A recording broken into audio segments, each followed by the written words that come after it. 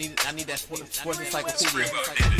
U.S. Steve Kim. Got Trent in the cut. What are you? He's the best. Yeah. He's a master motivator. I'm a master motivator. I ain't no regular ass motivator. I'm a fucking master. Coaches tried to make practice so hard that the game was less intrusive. Like they coached you that way. Like people think, well, they were just yelling. No, they were trying to put you under stress and put you in under duress so that when you got in the game, you could mentally handle adversity. If you go through JUCO and you make it out of JUCO, you can make it anywhere. I respect the hell out of you to see that you're doing what you're doing and still doing what you're doing for real, the way you do it, man.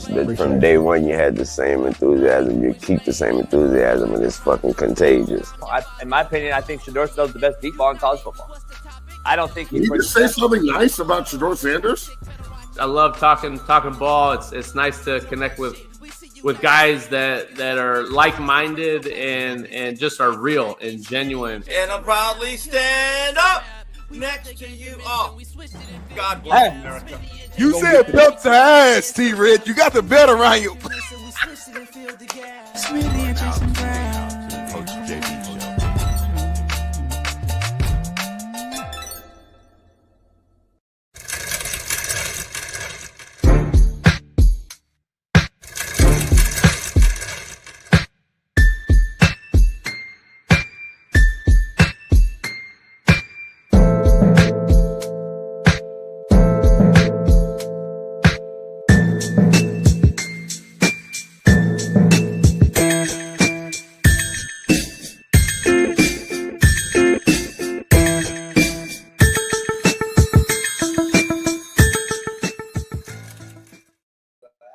Yeah, we're in the building. It is Truth Telling Thursday on the realest show on Planet ERF. So pound that like, subscribe, become a member today. If you're not one, then you're just a bitch. We are here. Steve Kim joins us. Plus, in the first hour, we're going to rock the house. Cleveland Browns insider. We're going to fucking talk to him because apparently the prime sexuals don't like him either. And then they don't like me either. So we're going to have a hell of a conversation about Shedeur Sanders. So don't miss it. Pound it. We'll be back on Friday with a whole new list of lineup tomorrow. So, so look forward to tomorrow's. We got a fucking couple big-time guests joining the house tomorrow as well for Free Game Friday. But make sure you pound that like, subscribe, become a member. Let's dive right into it. The NBA follow the WNBA and put the milk of magnesia on its cover. Cooper Flagg was the first white drafted player since Kent Benson in 1977. Caitlin Clark has changed the WNBA for the better. Can Cooper do the same with the NBA? I say no. And here's why. The NBA is played above the rim. The WNBA is played below the rim. Plus, of course, with the long-range three-point shot, of course, Cooper can shoot. But overall, I say no. Not athletic enough. He's not the freak of nature. He's not Tom Chambers. And I don't believe he's Larry Bird. Now, having said that, I don't truly believe there is a face in the NBA right now. I think there is at an impasse. I think the face of the milk carton is for the taking. And can Cooper be that guy? Maybe, because it was John Morant. He ruined that. Anthony Edwards, I don't know if can get over the hump. SGA is the MVP, but a Canadian, I don't believe resonates with the NBA as much as a American-born player. Joker, who's another foreign player, multiple-time MVP, probably the best player in the NBA, probably over the hill in the regard of being the face of the league. LeBron's 40. Giannis seems to just not relate with the big markets or all the markets as LeBron, Steph, and Kobe did. So can Cooper become the face? I say no, but we shall see. But what Caitlin did, she did wonders for the WNBA. And the NBA needs an American white player to be great again. Not since Larry Bird have we had one. But what do I know?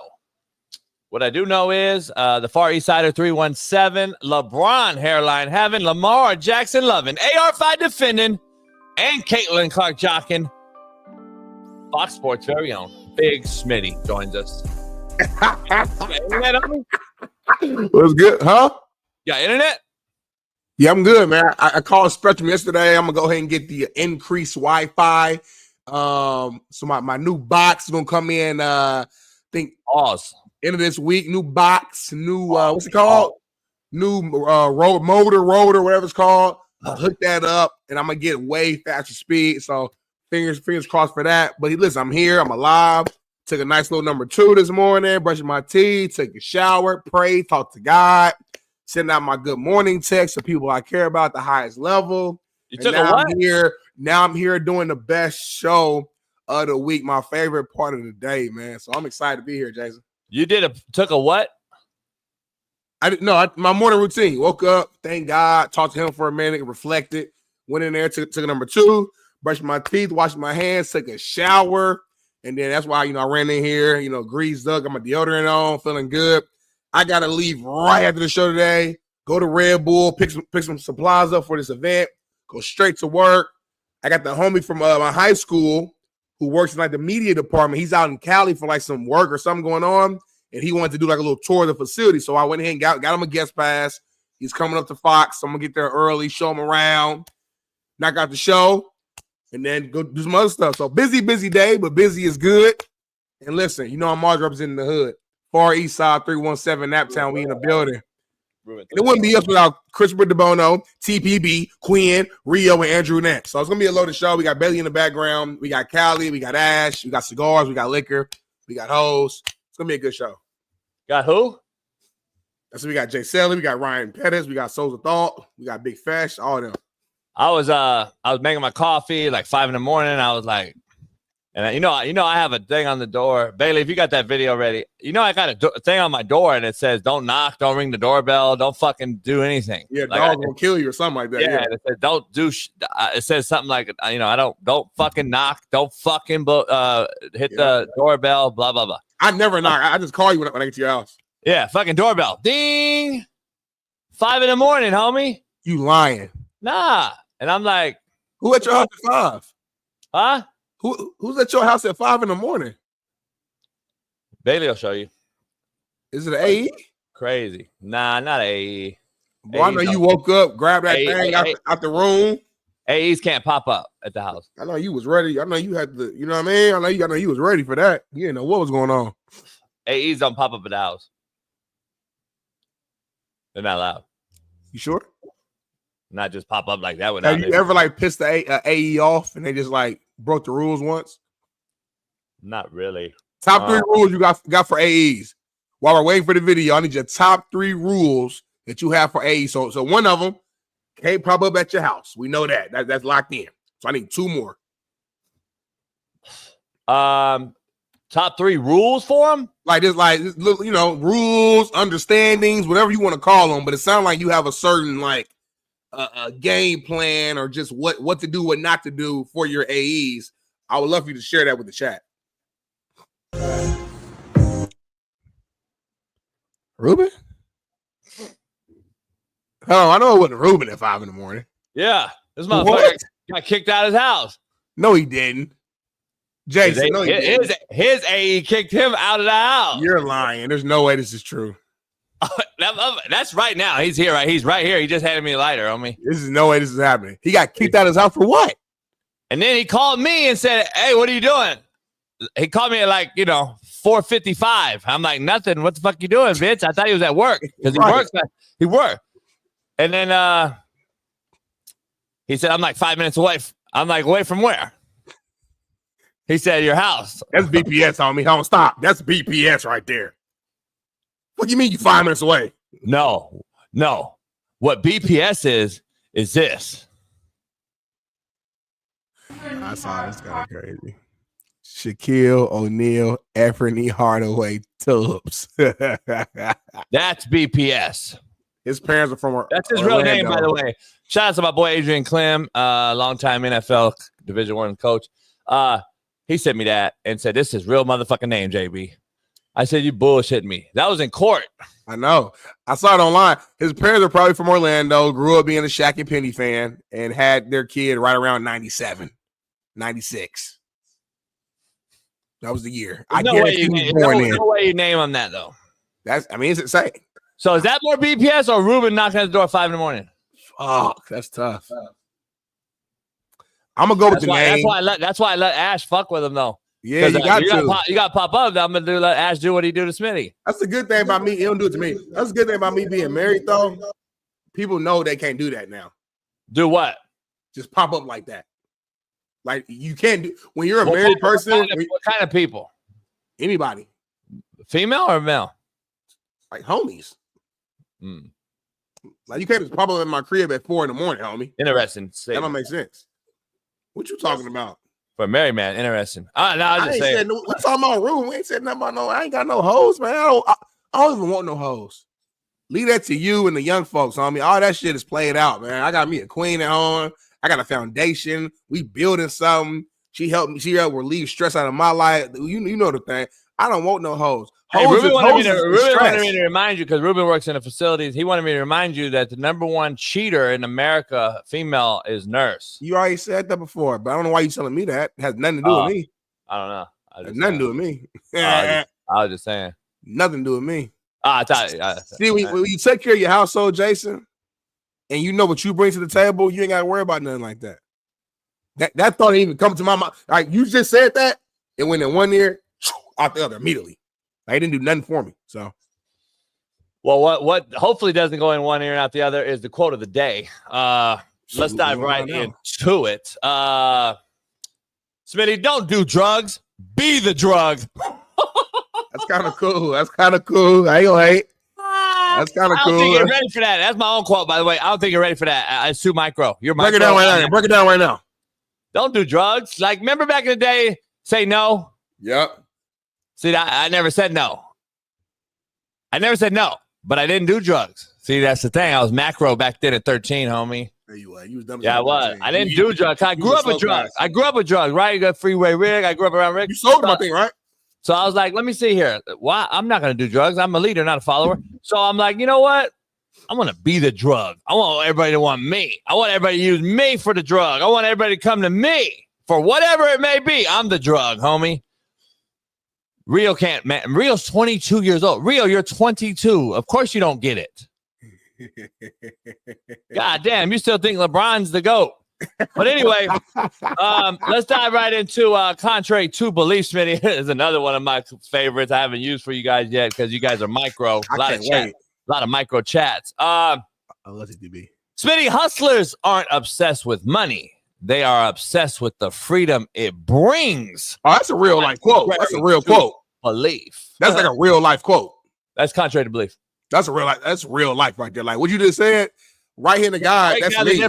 Break down the difference again between contrary to belief and quote, because it's not quote. So like if I'm being real with the chat, I'll tell you the difference. Like contrary to belief is like contrary to belief could have been contrary could have believe today.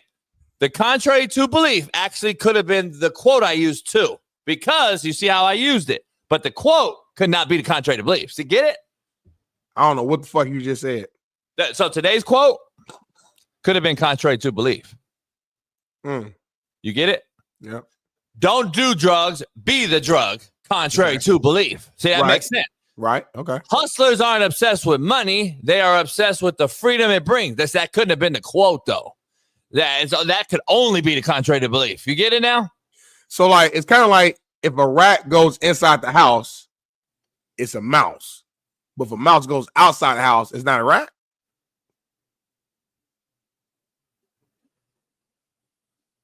Ruben, what the fuck is this cat talking about? I guess what I'm saying is, what determines the quote to be the quote? Is it based upon the length? No, had nothing to do with anything. That's what she said. It had nothing to do with anything. Is it having like it has to do with like comparison? Like you need something to compare. Like a comparison. It's like a question comparison. So it's kind of like a boom, boom, boom, boom, yeah. boom. Yeah, you quote is boom. But it's been hella times though where you have CTBs as your quotes. Anyway, I don't want to take away from it. It's a good CTB. That's literally my life. There's not like a certain. I like the freedom the money brings me, but you got the money though. You got the money though. But like, there's not like a certain number where I'm like, oh, I want to have $10 million. I don't really care about that. I want to have whatever the amount is that allows me to be free, move around freely, travel when I want to, pull up to your crib when I want to. Bills ain't even a thought. D. Jones said all CTB are quotes on me, which is true. That's the actual fact. That was CTE, not CTB. Let me define. You know what? We've never defined. You literally what created quote is. CTB because I didn't know what that meant. I mean, I create a lot of shit on this show. I've changed the whole scope of this show. So, quote is defined by the dictionary as repeat or copy out a group of words from a text or speech, typically with an indication that one is not the original author or speaker. So wait, what did you just say? What did you break down? This is the actual definition of a quote. A quote is a repeat or Ruben copy out. weed. The weed hit my face. I fucking threw me off. I don't. You might be high off contact. Nah, I got fans of shit. Hold on, I mean, Ruben really got kicked out of his crib. AE's house, not his crib. That's not player, Rube. You got to get better at that. That's not player. You're young, Smitty. You don't get it. You better keep the A out of your crib. No. I said he didn't get kicked out of his crib. He got kicked out of AE's crib. See, there's a difference. You want to get kicked out of AE's crib when you're ready to end it. You don't want to. It's not your crib. But why can't he go back to his house? See, man, we got to teach this youngster shit, homie. Why? So you leave the AE crib, get kicked out. Why can't you go back home? Why is he at your house at 3:50? Because it was out my way. So he figured that was a little easier. Because he lived way out by the boat. You know what I'm saying? Okay. All right. Yeah, all right. You get it. All right, that make a little bit better sense. Y'all single lives is crazy. Anyway, quote, a repeat or copy out a group of words from a text or speech, typically with an indication that one is not the original author or speaker. I don't like the definition at all, but it is a definition. Not really, because you can Google JB quotes from Netflix, and I have my own quotes on there. So, like, I don't get that. That's a lie. Whoever wrote that is a lie. Elon Musk, fuck you. So let's dive into, he does everything, Smitty, by the way. He does AI, Google. Anything technological. Yeah, I blame Elon. My Wi-Fi fucked up is Elon. Yeah, because you don't have Starlink, homie. Poll question, Smitty. Poll question. Cooper Flagg will be the face of the NBA. No. Because you're racist. I already know why. No, he's a good player. I don't see him being like this mega superstar that you guys are seeing. I saw him with Caitlin Clark, same way. I think he's gonna be like a really good player. You think he'll come back and do what JB did the other day and say, I was wrong about Caitlin Clark? Well, you think he'll be back and say I'm wrong about Cooper Flagg? No, I think he's gonna be really good. I don't see him being like a superstar. I don't see him being good enough to be the face of the league. I think he'll be like a 19-10 guy. You know I want to go saying? back to my original thing about Caitlin Clark being a bust. But I think she's gonna be a bust still. So now you're flipping back now. No, I said I was wrong about her from to date. Right. But I still think my overall pick of what she's going to be is going to be true. Have you seen her lately? She looks fucking horrible. She's having a cold streak. I'm cool with that. Yeah. I get it. But she's bad. She looks horrible. But go ahead. And you don't even watch the game, so you don't even know what's going on. I don't. I never watch one. Right. I'll never watch an NBA. You're a women's basketball take. I watch the NBA games. In one ear, out the other. NBA basketball, I don't even listen to you really. But Cooper Flagg is going to be really good. I love the milk of magnesia. First white boy player drafted since 77. That's where I want to kind of lean on right now. You as a white man and the white man of the show, how does it feel to have one of your own finally get back as the number one overall pick and potentially the face of the league? Like, how does it feel as a white man today? You're whiter than me, but having said that, I'm literally full, brother. Like, you're white as hell, by the way. Like, you're pale, but white. Like I know white people who got tans and shit. You're pale. I don't want a tan. Pale. See, I don't want that tan look. That's that fake white look. That dark, like, looks like you Mexican. can't tan though. You got type of skin. You get burnt. Like you don't tan. You get burnt. White. Yeah, I get red, which is burnt, homie. Then turns pink. That's why all the homies used to say, "Oh, you pinky motherfucker." Like salmon, yeah. By the way, that guy breaking down all the porn stars today was crazy. I saw your video. That guy looked like. Yeah, but that guy hasn't had no pussy. Right. Ever. Well, which means why he's so good at knowing the porn story. He be at home all day. He ain't had pussy since pussy had him. But he's doing a full breakdown though, homie. Like, he's like, can we show that or no? I don't know. Maybe we send the baby. They can check it out and we'll go. You can't show it because it don't show nothing. Yeah, he just breaking them down like it's a basketball players though. Yeah. We'll have to show that. It's Free Game Friday. Yeah. Free Game Thursday. Yeah, 3 Game Friday. So anyway, back to the thing. So, I was on All the Smoke a couple times with Matt during the football season. I'll be back on. And I just had to date a pump yesterday because that video has got almost 1 million views that Robert Parrish shit on Instagram. So I didn't know. Fucking lying, homie. Nah. So a meal? Almost, yeah. So I said, so Dana Pump calls me yesterday. I was like, man, I need Parrish's number. I need him at the event. I'll fly him out. Blah, blah, blah, blah. So I got him Robert's number and the Chief's number. And I was thinking about him. So I was like, and Matt and Stack also fucking commented on the thing. So did Byron Scott last night got involved, if you didn't notice. Didn't I tell you my homie that was watching it? I told you that. Yeah. So come on now, I'm a bad boy. I hit Byron up like, hey, you got to come on the show with Coop together and do a rebuttal. Hold on. I can make that happen. It's already going to happen. No, I can make it happen, like really make it happen though. But I'm going to drop the Chief in when no one knows. Yeah, see, I'm macro. You're micro. I'm going to have the Chief on standby thinking Byron and Cooper like, fuck you, Chief. What day you want to get him on? And then have the Chief pop on, homie. Don't say that in public. I mean, you just said it in public. Like, you just said it in public. This motherfucker said, don't say it in public. And then say it in public. Don't say when is what I'm saying. But I'm saying, you got to text me now so I can make some shit happen. I can make a call. We can get him on immediately. But I already made it happen. It's not official. You kind of said it loosely, and they're being nice. They're like, yeah, let me know when. Ain't no let me know when. I can make it actually happen. Like next Wednesday, boom, boom. Next Tuesday, boom, boom. We might have the biggest video of all of them right there. Have Byron and I'm gonna ease him in, be cool with him, and then just talk big three and shit, and talk Celtics. I didn't stutter, motherfucker. Like that should be classic. Don't know what the Celtics. What if they really scrap at the Pump Brothers though? Then it's on us. We started a whole fight, homie. It's on you at that point. I blame it on you. On me though, because it was your idea. But you want to do it hard, like tough. You're all in on this. I'm gonna support my teammate, but like it's you. You're the quarterback. It's all we win with you, we lose with you. When we grow, you get the praise. When we lose, you get the fall. You know that. Crazy. You don't do that with Lamar Jackson. But anyway, I'm a deep tackle, homie. I want to ask you,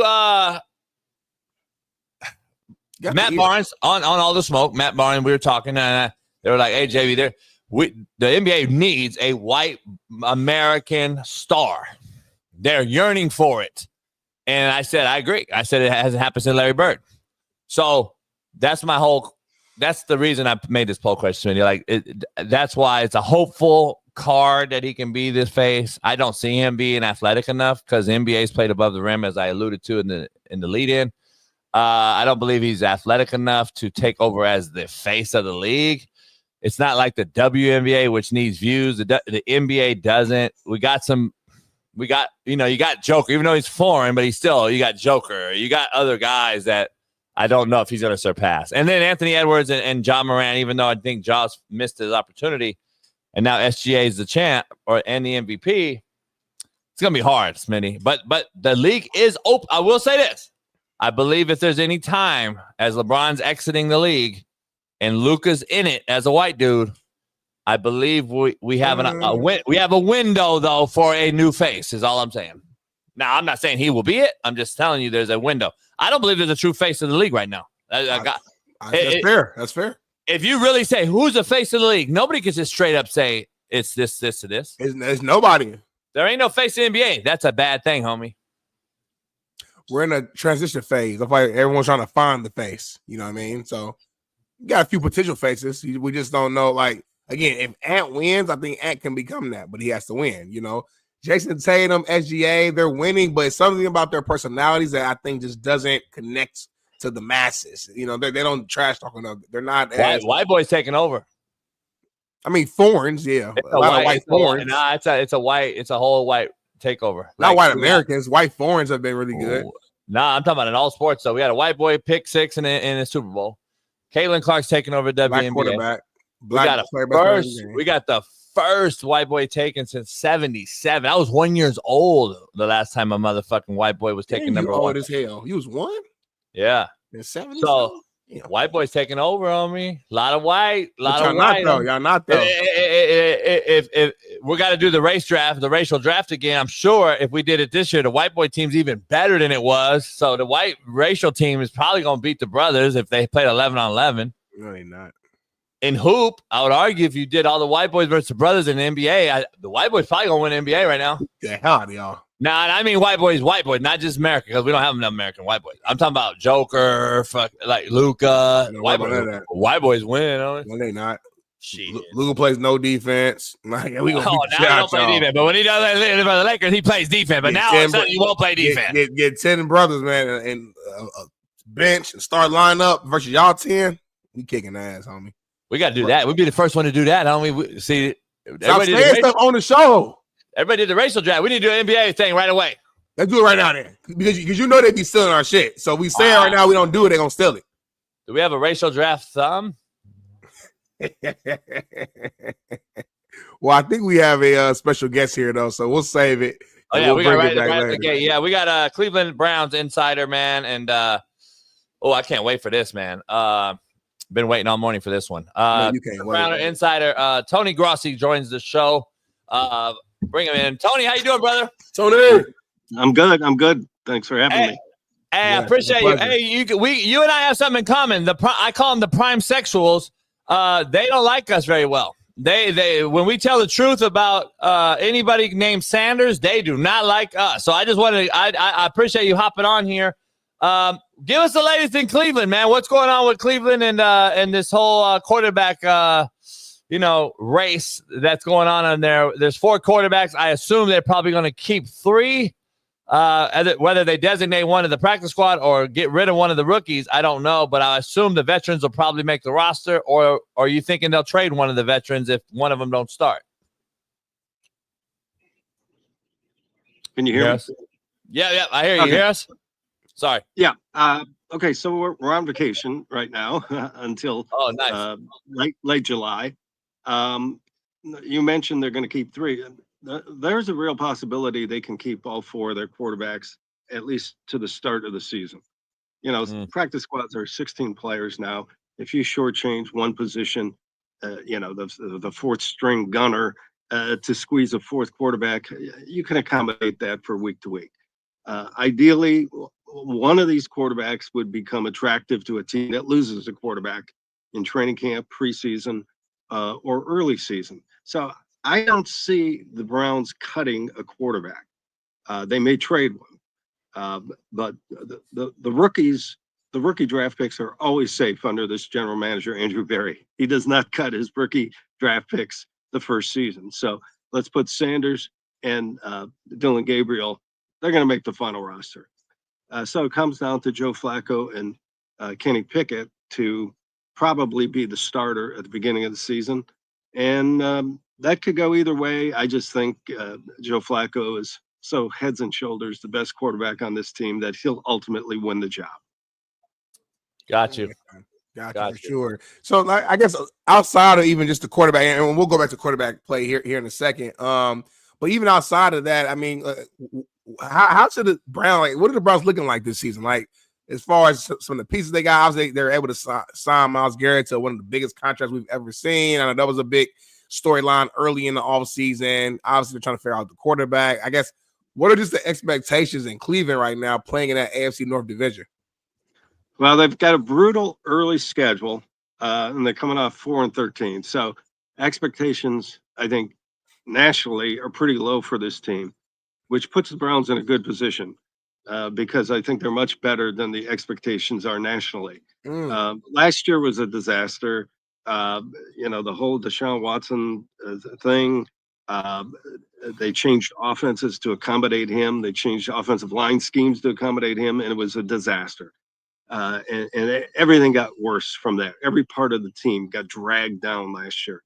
I think they're closer to the team that made the playoffs the year prior than they were to last year. Now they've returned the offense to what they do best under Stefanski: run the ball, extra tight ends, play action passing. They've added 4 quarterbacks, so they're turning the page on Deshaun Watson. And I think they're going to surprise people. They're still in a brutal division.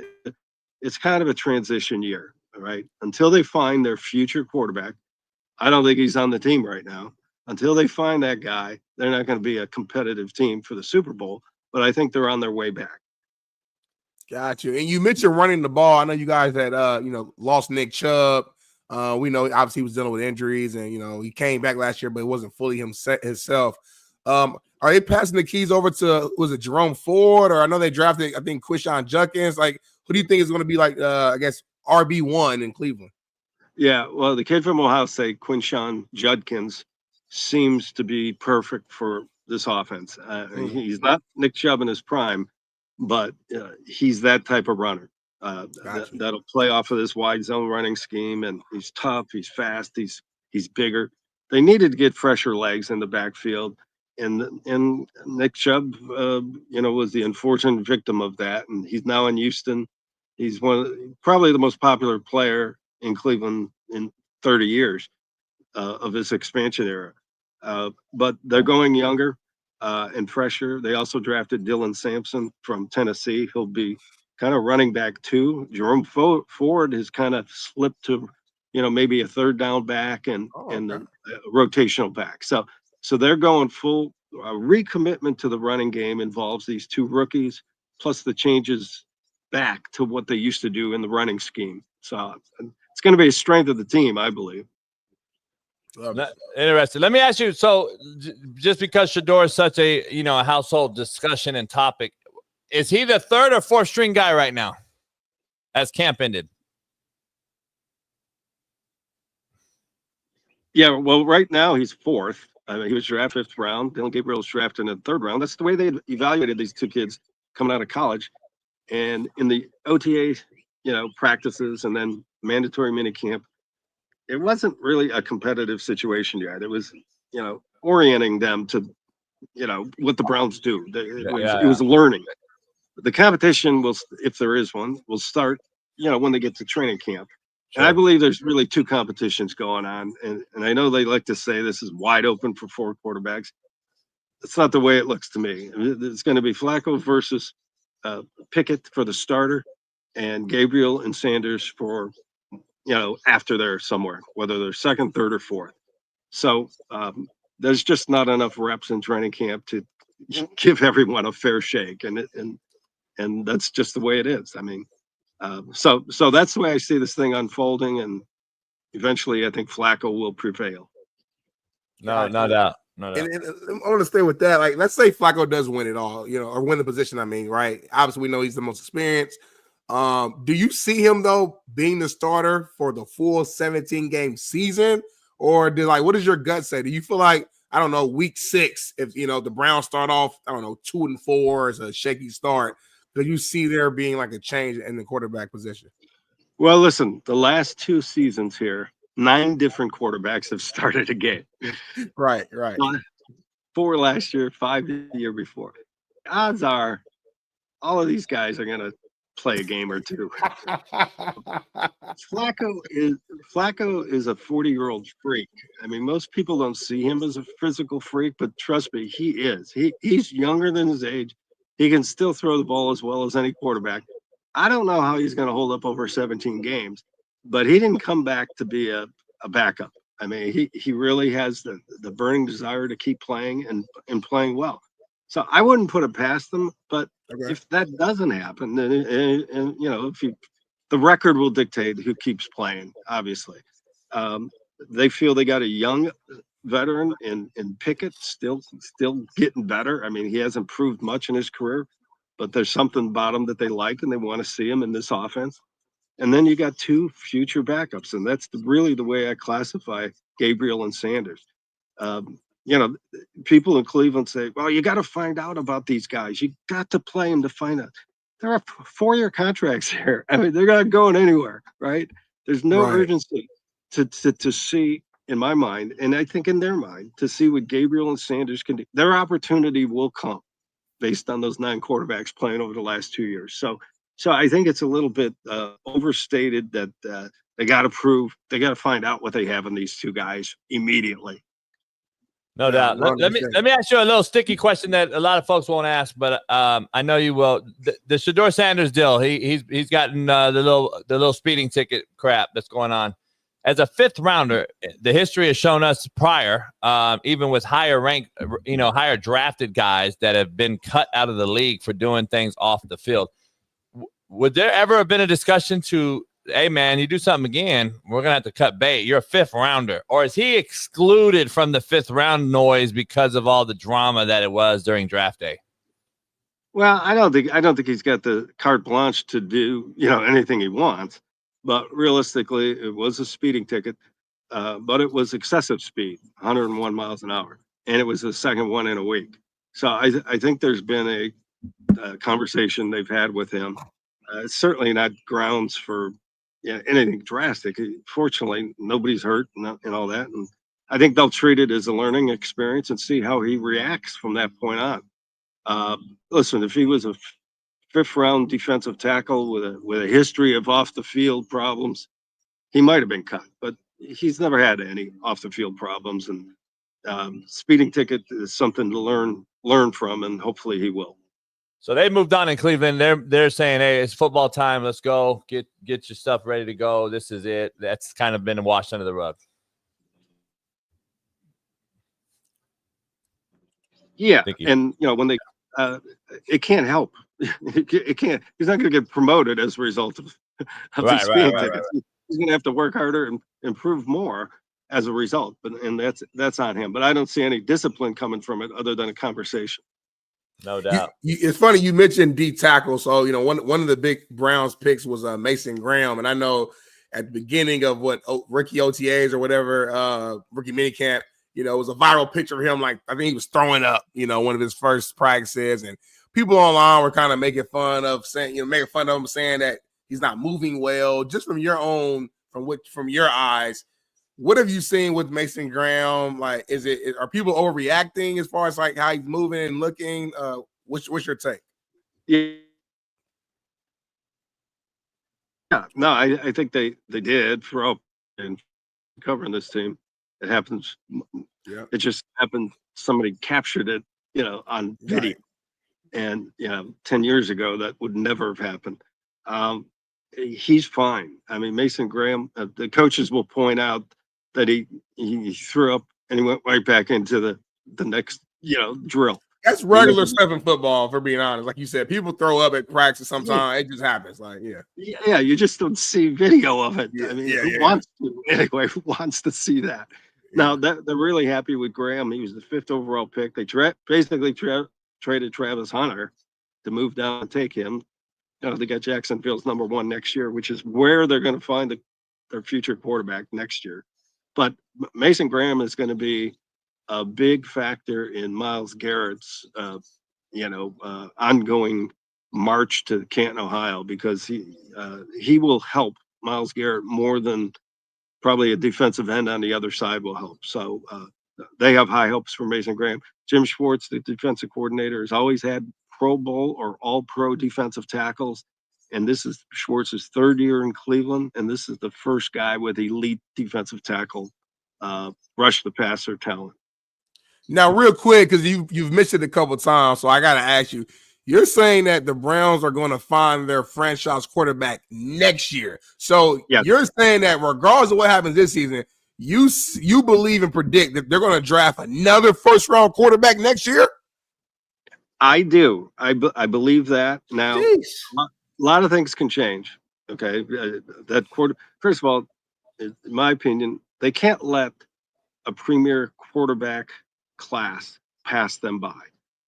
Okay, it's never lined up for them. I mean, the Baker Mayfield draft, they chose Baker Mayfield over Josh Allen, over Lamar Jackson, but that's the time a good quarterback class lined up with their needs. Okay, This one is coming up.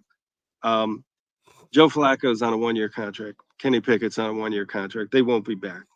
These 2 developmental quarterbacks I mentioned, if they see them as future backups or future spot starters, fine. They still have Deshaun Watson's salary cap charges to deal with. Okay, that's what's unique about this team.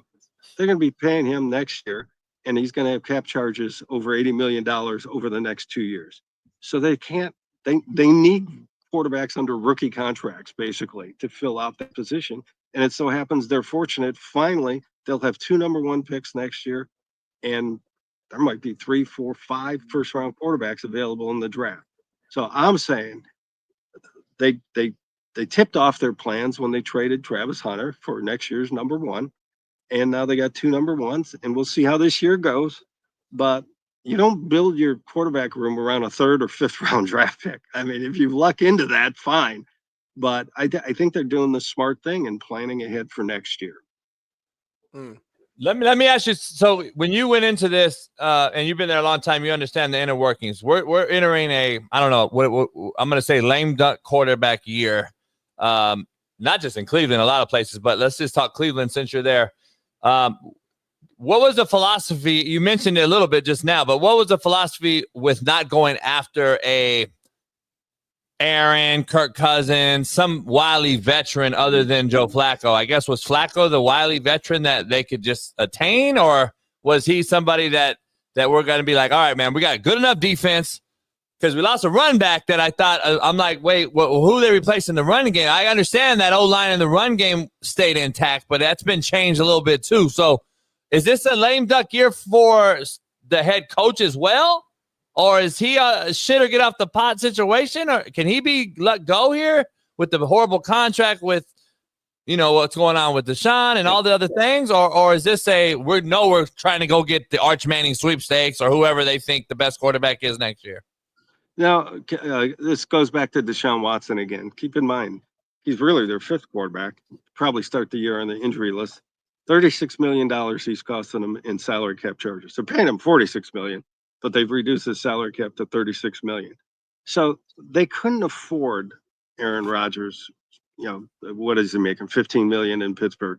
They couldn't afford the Kirk Cousins trade, which is why they went after Pickett, because Pickett's still under a rookie contract. So they were kind of creative in building a temporary quarterback room to accommodate Watson's huge salary cap charge and still trying to get better. They've added 4 quarterbacks with a total cap charge of about $7.5 million, all right? And Flacco, Pickett, and the 2 rookies. Knowing it's temporary. It's a bridge year here. It's a bridge year in that quarterback room. And that's why both Kevin Stefanski and the general manager, Andrew, 2-year mulligans by the owner, okay? When the owner came out in March and said, we took a big swing and a miss on Deshaun Watson. We swung and we missed. And now we've got to pay our debt and get out of it. So he's calling lead them out of this mess. And I think Barry's done a really good creative job. First step of that. The final step will be choosing the right quarterback next year and hoping there's more than one choice, because they might not end up with the first pick in the draft, but with 2 picks, probably pretty high, they can maneuver to get one. So I think that's their long-range plan. It's really a short-range plan, and I think it's very logical and will work out. Huh? Interesting. That's what I figured, Smitty. I'm just saying. I figured they're kind of like a Dayball situation. They're going to give Dayball a pass in New York as well for the same scenario. I don't know. It's kind of very similar to me as far as the coach, but he explained it. They get a 2-year pass. That's what I figured. It's a lame duck year. So. Man, Tony, that's a great insight, man. I can't thank you enough for hopping on here on vacation, taking the time, man, and can't thank you enough. Hopefully we can get you on during the season and see what happens here. Let me ask you, as you leave, though, any shot at all that one of these rookies are actually traded instead of cut? I guess there's a shot. I mean, Andrew Berry is going to trust his own evaluation. If he liked them enough to pick them, I don't think he would trade one of them. We all know, teams had 4 rounds that choose Shedeur Sanders, and that they all passed on him, including the Browns for 4.5 rounds. Gabriel was probably overdrafted in the minds of a lot of people. The Browns like what he can do. The only question is, can he survive with his height? He's 5'11", with heels on. Other than that, he's one of the most productive quarterbacks in college football history. And anyone who, this is Ohio State country, played a heck of a game for Oregon against Ohio State in the beginning of last season. They met in the playoffs and Ohio State prevailed. But anyway, he's played against high-level competition and done pretty well. So I doubt there'd be a market for one of those 2 rookies. And I doubt that Andrew Berry would be willing to part with them. He'd probably prefer parting with one of the veterans. Interesting. Well, hey, I appreciate you coming on, Tony, and man, enjoy the vacation, and we'll see. Look forward to seeing you report about what's happening here once they start camp. All right, guys, thanks for having me. Have a good day. Appreciate you. You too. Cleveland Browner insider, man. ESPN, Tony Grazzi joins the show. I appreciate him. Smitty, like, as we're live right now, my good friend Zach Smith is live as well. And he's having like a hot take moment. And he's talking about if Shedeur doesn't crack the top 2, that they should trade him. Because of what Tony just said, it makes 0 sense to keep him if you're going to draft a guy first next year. See what I'm saying? That's why I was asking. I'm like, you do another quarterback? It's like, why would you draft 2 this year and then still go for another one next year? That's bad business to me. That don't make sense to me. But I guess we'll see. But it does, in a sense, if you're GMing this thing and orchestrating a possible scenario that I got 2 lame duck quarterbacks, one that's older, he goes down or gets hurt in camp or something like that. Then I got a small hands Kenny Pickett, who we know his history. And then I drafted 2 rookies for one of them to take over this year. It makes sense in that regard. Now, but again, if your future plan is to get your franchise quarterback next year, but remember, why would I want one of these rookies to take over this year, just to pass it over to Arch Manning next year? Because you just have Kenny Pickett start or Flacco start this year, and then wait till next draft to get the guy. No, the only thing I'm saying is that the injury factor has to play in. That's why you go and get a couple quarterbacks. That's all I'm saying. I don't agree. I'm not saying that's the case. I'm just saying there probably is some type of thinking in that regard that, okay, we don't have a very big, strong pool in the NFL currently. Like I'm saying, like a Kirk Cousins, some other veteran that I can go get. And it's not like they have a hell of a veteran bench either. They got 2 rookies and one younger kid that's played a little bit in the league, and then the older guy on his way out. So, I don't know. I think it's going to be interesting. I do think they draft the quarterback, though. I do believe in Tony in that. So, having said that, though, if one of these 2 rookies don't start, why keep him? Or not start, but if he doesn't crack if he's not the backup, why keep him is my point. It makes sense for one of them to make it as the backup and then trade Pickett, let's just say. Right. And then make the other one the 3rd string for this year. And then you got an asset to trade next year. I don't know. I'm just saying. Shedeur Sanders names. They're going to have 12 quarterbacks in the room. Flacco, Arch, Dylan Gabriel, Shedeur, Pickett, motherfucking Deshaun Watson going to stay around, get another massage. They're going to bring in Kirk next year. These motherfuckers just going to have 11 quarterbacks. No corners. No special teams. I'm telling you. Crazy. Hey, dog, that's that's the number 1. That's the position you got to have, dog. I hear you. Well, it's 650, man. It was amazing guest, Tony. And you got new offensive, system going in. You gotta get that situated. Who's my guy for my system? I got to go through that. You know what I'm saying? Then I got to watch this year. I don't know. I'm just saying. Well, what I do know is this: we got a what's happening now, and that's your segment, and we're gonna dive into that before we go to our first commercial break, so I can move my car. So, Jason, man, what do we have? What's going on? Because I did not see the topic for today. All right, take a listen. Take a look at this.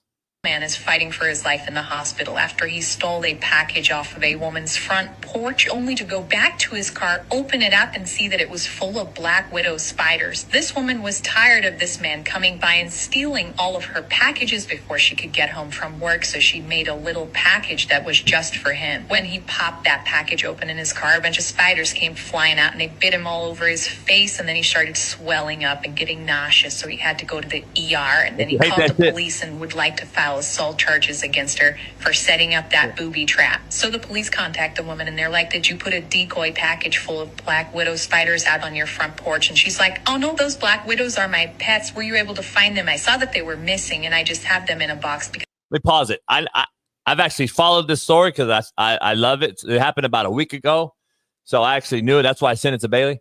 Before she ends the story, the context, Smitty, is this motherfucker been stealing this broad's packages for a while. She said that. Yeah. He'd been stealing them. So the rumor is she put something in the package for him to steal and get fucked up. You heard that? Yeah. The context is the kid gets bit in the cop car. In the cop car? Got you. Okay. Because they arrested him. He's all fucked up. He tells the cops she tried to kill me. Sues her. She sues him because she's saying those were his pets that she stole. He stole. Yeah. So now there's 2 lawsuits going on. And who's going to win the lawsuit? Well, we're going to get Lauren involved in that. But take a listen to the rest. Because they like to play in there while I'm at work. And the police were like, oh, this guy, he stole the box. And then they bit his face and he whacked a couple of them. So they're no longer with us. And the woman's like, he killed my pets. That's completely unwarranted. I'd like to file charges against him for that. Look at his face, homie.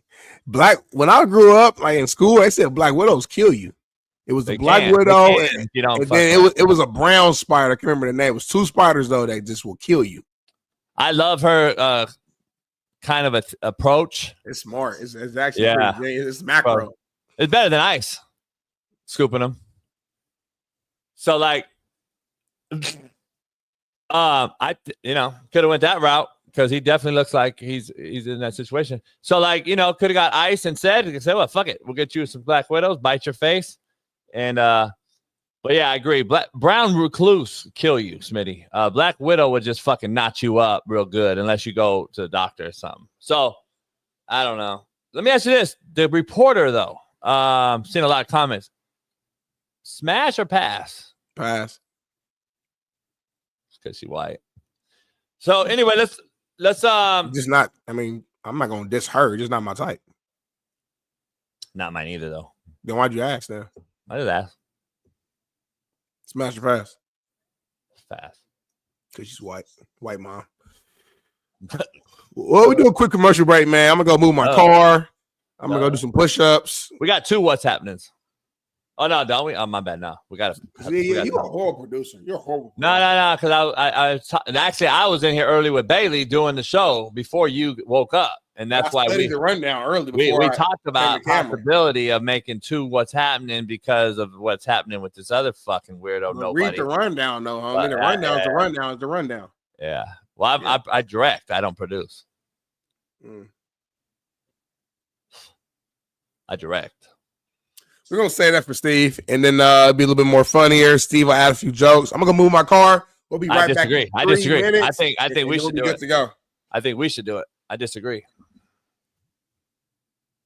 I think we should do it right now, and then take commercial at 7 like normal. You're jumping the gun. You're changing actually the whole layout of the show right now. Typically, we do a commercial now and then come back at 6:55. Usually, we take commercial at 7. No, we do a commercial now. Like the original plan on the rundown was 6:55 commercial. Come back at the top of the hour. You always want to come back at the top of the hour, but then we're so ghetto. Like yesterday, the show went when it was at 9:30. Like we were all over the place. Commercial now. Come back at 7. Commercial at 7:55. Come back at 8. 2 commercials every single show. We do like it's supposed to be boom, boom, boom. But your ghetto ass, man, Compton ass. I'll let you decide. Go. Nah, let's do your way. And then tomorrow we'll do my way. Because Friday's my favorite day. So Liver King, let's do it, JB. Let's do it, baby. What's happening now, Liver King? Why'd you tell him?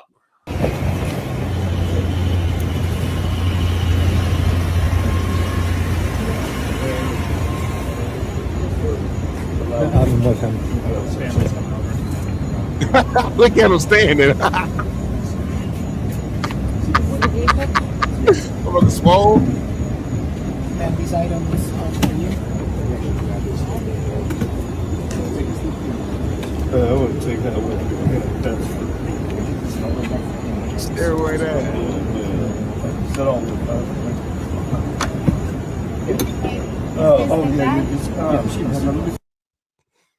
So, Smitty, I'm sure you've heard the story. This weirdo fuck right here, a nobody, has become Insta famous, as you all like to say, because of being a liar and a cheat. Did a deep dive in him. He was already a millionaire. So it's funny how millionaires become famous because they're millionaires and they have money to go fucking create their platform. Ironically enough, that's what he did. And then he lied about steroids and all this old shit. I didn't know anything about the motherfucker, but apparently he made it huge on TikTok for eating live meats and all this. Says he was super ripped from that. That's not how it works, by the way. So everybody knew he was on steroids. Anyway, Joe Rogan and him have had beef, whatever. I don't know, Smitty, how much you know of the story, but to me, he's another Drewski and Shane Gillis. Anyway, only thing I heard is that he was in the city looking for Joe. Apparently, is that true? Yeah, he was trying to bang on Joe. Let me back up. So what's happening now is he started doing these crazy videos at home in his big ranch in Texas or whatever, like him crawling around like a spider, like weird shit. The cat was doing some weird videos, homie, threatening Joe, not Joe Accord, but Joe Rogan. And he was running around and fucking being weird as fuck. So he started to get attention of people because he has a following.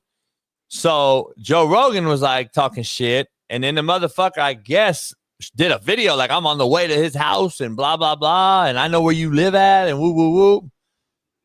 And the FBI interjected and intercepted and arrested the motherfucker, gave him basically a misdemeanor charge of a terrorist threat.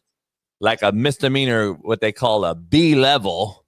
So a little bit stronger. She got a little ass on her. No, weird shape. But so like that. So that's what happened. That's the whole. Joe Rogan called the cops on him. They said no. They said that they intercepted his video because he was live doing videos driving around Austin or whatever. So like, I have no idea. But apparently he was like, I want to fight you one-on-one. Woo, woo. Joe know how to fight. Joe been a part of the MMA world for a long time. So I don't think Joe would have called the cops. I think Joe would actually fought him. Let me see. Austin police confirmed they contacted Rogan, who stated he had never interacted with Liver King, but found the social media post threatening. So he kind of, okay. It's crazy, man. It's a crazy world we live in, man. People take social media so seriously, and I mean, so you know anything about the Liver King? Do you know anything? Can you give me a rundown or no? I don't know much about it. I think you just gave it. I think he just like all I know about it. Like he eat like just meat allegedly, and he claims that's what made him swole. Like you said, he lied to say he doesn't do steroids. But anybody who works out, lift weights, you can look at people who take steroids. You know they take steroids for the most part. I agree. I agree, Joe Rogan. Though, if you got much more to lose. Like, why would you deal with this fucking weirdo? Like, that's all I'm saying. Like, nah, I'm with it. I get it. I'm being funny. Like, you know, you get to a certain level where you do got to call the cops at a certain level. Like, you get to a point where you're blowing up where you got to call the cops on me. You can't be out there fighting nobody at your house. You be come to my house. No, homie, call the cops, Jason. One, you're old as shit. Two, your brand is so big, it doesn't make sense for you to be out here fighting or anything more than that, obviously. So yeah, you get to a certain level in your life, call the cops on me. Yeah. And happy birthday. You brought up his name, so happy birthday to Joe Accord, man. Hope you have a great day. Oh, really? Mm-hmm. Smitty. So he fooled the America by eating all this crazy shit, and everyone believed him, and he's got millions of followers and became this superstar overnight on the internet. But in theory, he was already a millionaire, Smitty. How? He already had money. I guess he inherited it from what I read. But the rumors are he makes $100 million a year off of whatever he does. That's crazy to me. That's the power of the internet, I guess. It's unbelievable. But McAfee, to his fairness, told me years ago that I don't believe anyone's even tapped the beginning or the first level of what the internet can get you. And I actually am believing him now. I'm seeing it because each year it gets crazier and crazier from farts in a jar to feet pics to OnlyFans making more than the NBA in total last year. Like, that just tells you that there's shit out there that we probably haven't even discovered in the internet. And that's why I sent you a whole bunch of lists of like ideas, and you never responded to me on. So I'm done helping you out. No, I did. I've actually I've been creating my own thing with it. No, you ain't. Yeah, I have. I've been taking that and a brainstorm scenario on a spreadsheet. I'm trying to make you rich. I'm trying to change your life, homie. No, you make me rich, I make you rich. I'm not a selfish cat like that. If I get the money from that scenario, I'm giving you a big chunk of it. That's how I am. That's what I do. Anyone tell you that knows me. I appreciate that. I'm just saying my heart is to help you out and get you out the hood. Make sure you good for life. I understand I would never let your work go unwarranted for helping me out. That's just how I am. It don't matter. I appreciate that, but my heart and my intentions are to help you out. I understand you don't even have even though it's y'all, I'm with y'all. And even though it's y'all, I'm helping you out because my heart is so big. You know what I'm saying? That's what I'm trying to tell looking people. at that. Tell people y'all could get along with y'all. Yeah, but y'all don't get it. Look, y'all don't like us. And I told you that yesterday. Not true. Y'all was helping. We don't got a problem with y'all. We just got to react to y'all not liking us. We got to put our don't like us. Y'all defense more mechanism up because y'all just don't fuck with us. So we got to always be on edge. You know what I mean? So we've always helped. Y'all has always been helped. Y'all always liked us. Hell yeah. Always. We helped y'all. We helped y'all get out of that thing. Yeah, what thing? Y'all put us in that thing. Country to believe. Y'all put us in that thing. No, we didn't. You better go talk to Samuel Jackson. Civil War. You better ask Samuel Jackson. He'll tell you. He put y'all in that thing. Civil War. It's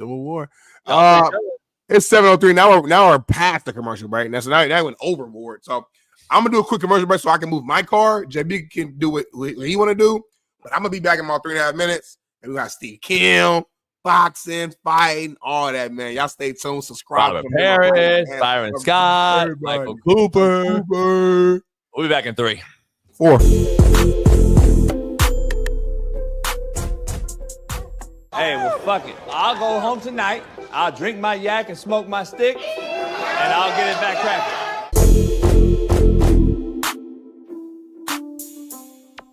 Pride Month. So congratulations. I wanted to wish you a happy Gay Pride Month. I don't no disrespect to them at all, but that had nothing to do with me. I don't know why you telling me congratulations. Oh, rewind this? Let me rewind this. I'm trying to figure out what is this. Football is gay? That's like something you would say. Football is lesbian? Football is transgender? You've actually said that before on the show. What is this? Come on, NFL. Fuck, homie. I thought we were over with this. God damn. I thought this shit was over, homie. LGBTQ plus youth with at least one. What did it say? Go back. With at least one. Oh, my God. This is their promo, homie. Oh, this is very old, by the way. This game has up. This ain't something new. This is very old. So when you say it's over, this is old. Well, you know what's not old? The Chargers, the Bills, and a bunch of other teams posting this on their websites. Okay, this was not old, by the way. This is 1 day old. So now what? And what's your answer to this now? I'm letting you know that was old. I'm not like I'm telling you though, it's not old because it's still going. Informing you that particular ad was old. That's all I'm saying.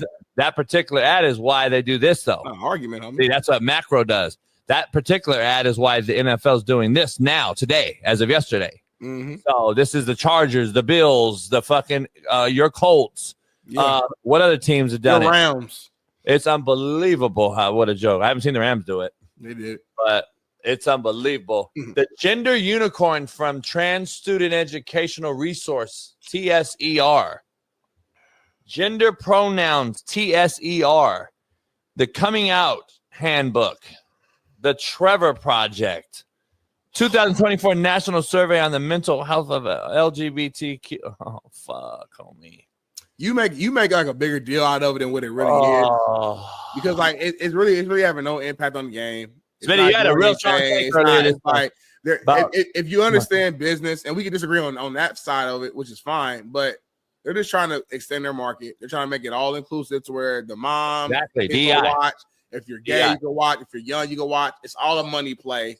How can we grow this game in every market? That's why you keep seeing games going out the country and back to back weeks in different places. And then if you look at the grand scheme of everything, they're just trying to connect to everybody. It's all a money play. That's all it is. And again, I'm not saying it's right. I'm saying, but you're making this pride stuff like it's not really doing anything to the league. Like it's not like the game ain't changed so much. It's not like there's 1,000 gay players that's all playing right now, an all gay team. Like it's just the advertisements of it just hurts you so deeply. But in reality, when you just take your emotions out of it and look at the game, it ain't nothing really changing. It's still football. It ain't. Well, that's not. It has changed. It's still majority straight players like it's always been. and that's it. We don't know that, but it has changed. We've never known obviously. that. Even when you play, we didn't know that. Has the game gotten softer or not? Yes or no? Excuse me? Has the game gotten softer? Yes or no? By rules, yes. By rules. Okay. Are there a lot more women coaching football in the NFL now than ever before? Yes or no? Ever before, yes. Okay. So 2 for 2. Is there a lot of women coaching? No. But ever before, yes. It has changed, homie. It has changed the game. It hasn't changed. 2 months ago, you had a very strong take on this show. An NFL player said he wanted to host an LGBTQ camp, and you were totally against it. Yeah, so camp, yeah. Okay, camp. So what do you think? What do you think promotes that, homie? I'll let you finish. What do you think promotes that guy to do that? Because his corporation, the NFL, does this. What do you mean?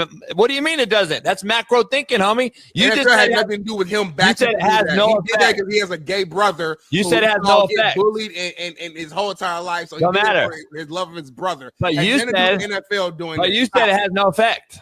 I have direct ties and connect. I know it's the story. So. You said it has no effect, though. I'm telling you, it does have effect. Because that player did not do this because the NFL is promoting. Who looks up to the NFL? I don't know. Is it not kids? Don't we look up to stars and NFL and NFL, everything NFL stands for? We look up to stars, yeah.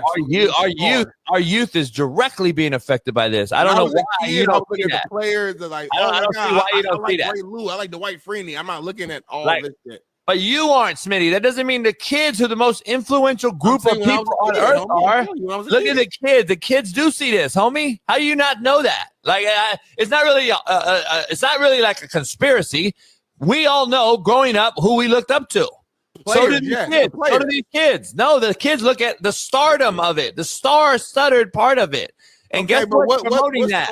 What star players are like promoting it heavily? Like, what do you?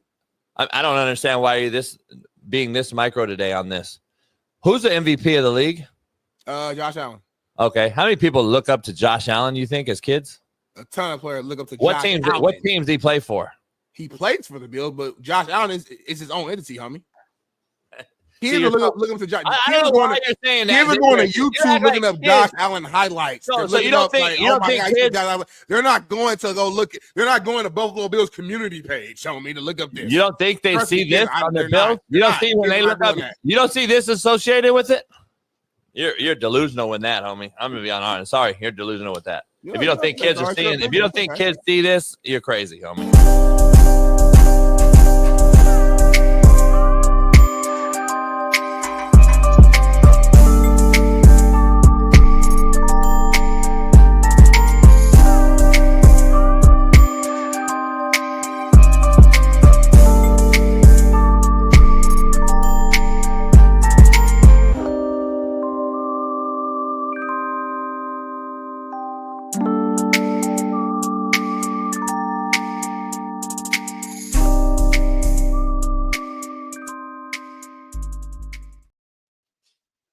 Yo. Hour number 2, man. Hit that like button, subscribe, become a member. We are 55 members away for cracking that 2,000 number. We need y'all right now to get there. So we need 55 members today, and we will be rolling. But anyway, man, let's keep this thing going, man. Steve Kim is right around the corner. He will be here soon, and we talking about every single thing. Everything. Football, CJ Stroud, college ball. You name it, we got it. We got it. You have it.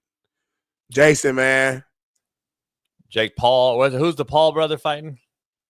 I don't know who he fought. He is fighting somebody, though. And no, Steve said he'll be there. He's fighting Chavez, but I'm saying who?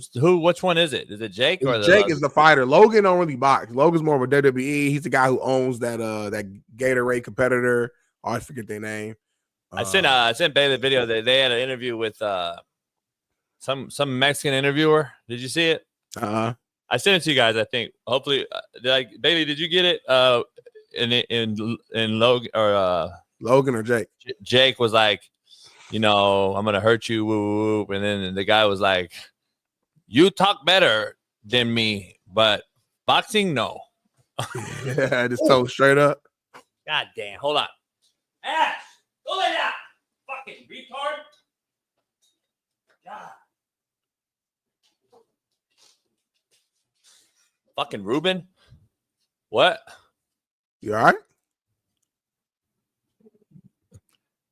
Ash knocked the fucking lighting down, hit Ruben. Weed almost went up, almost caught that on fire, almost blew the whole fucking lounge up, homie.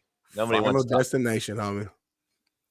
It's final destination. But real quick, though, before we get down into Steve is here, so never mind.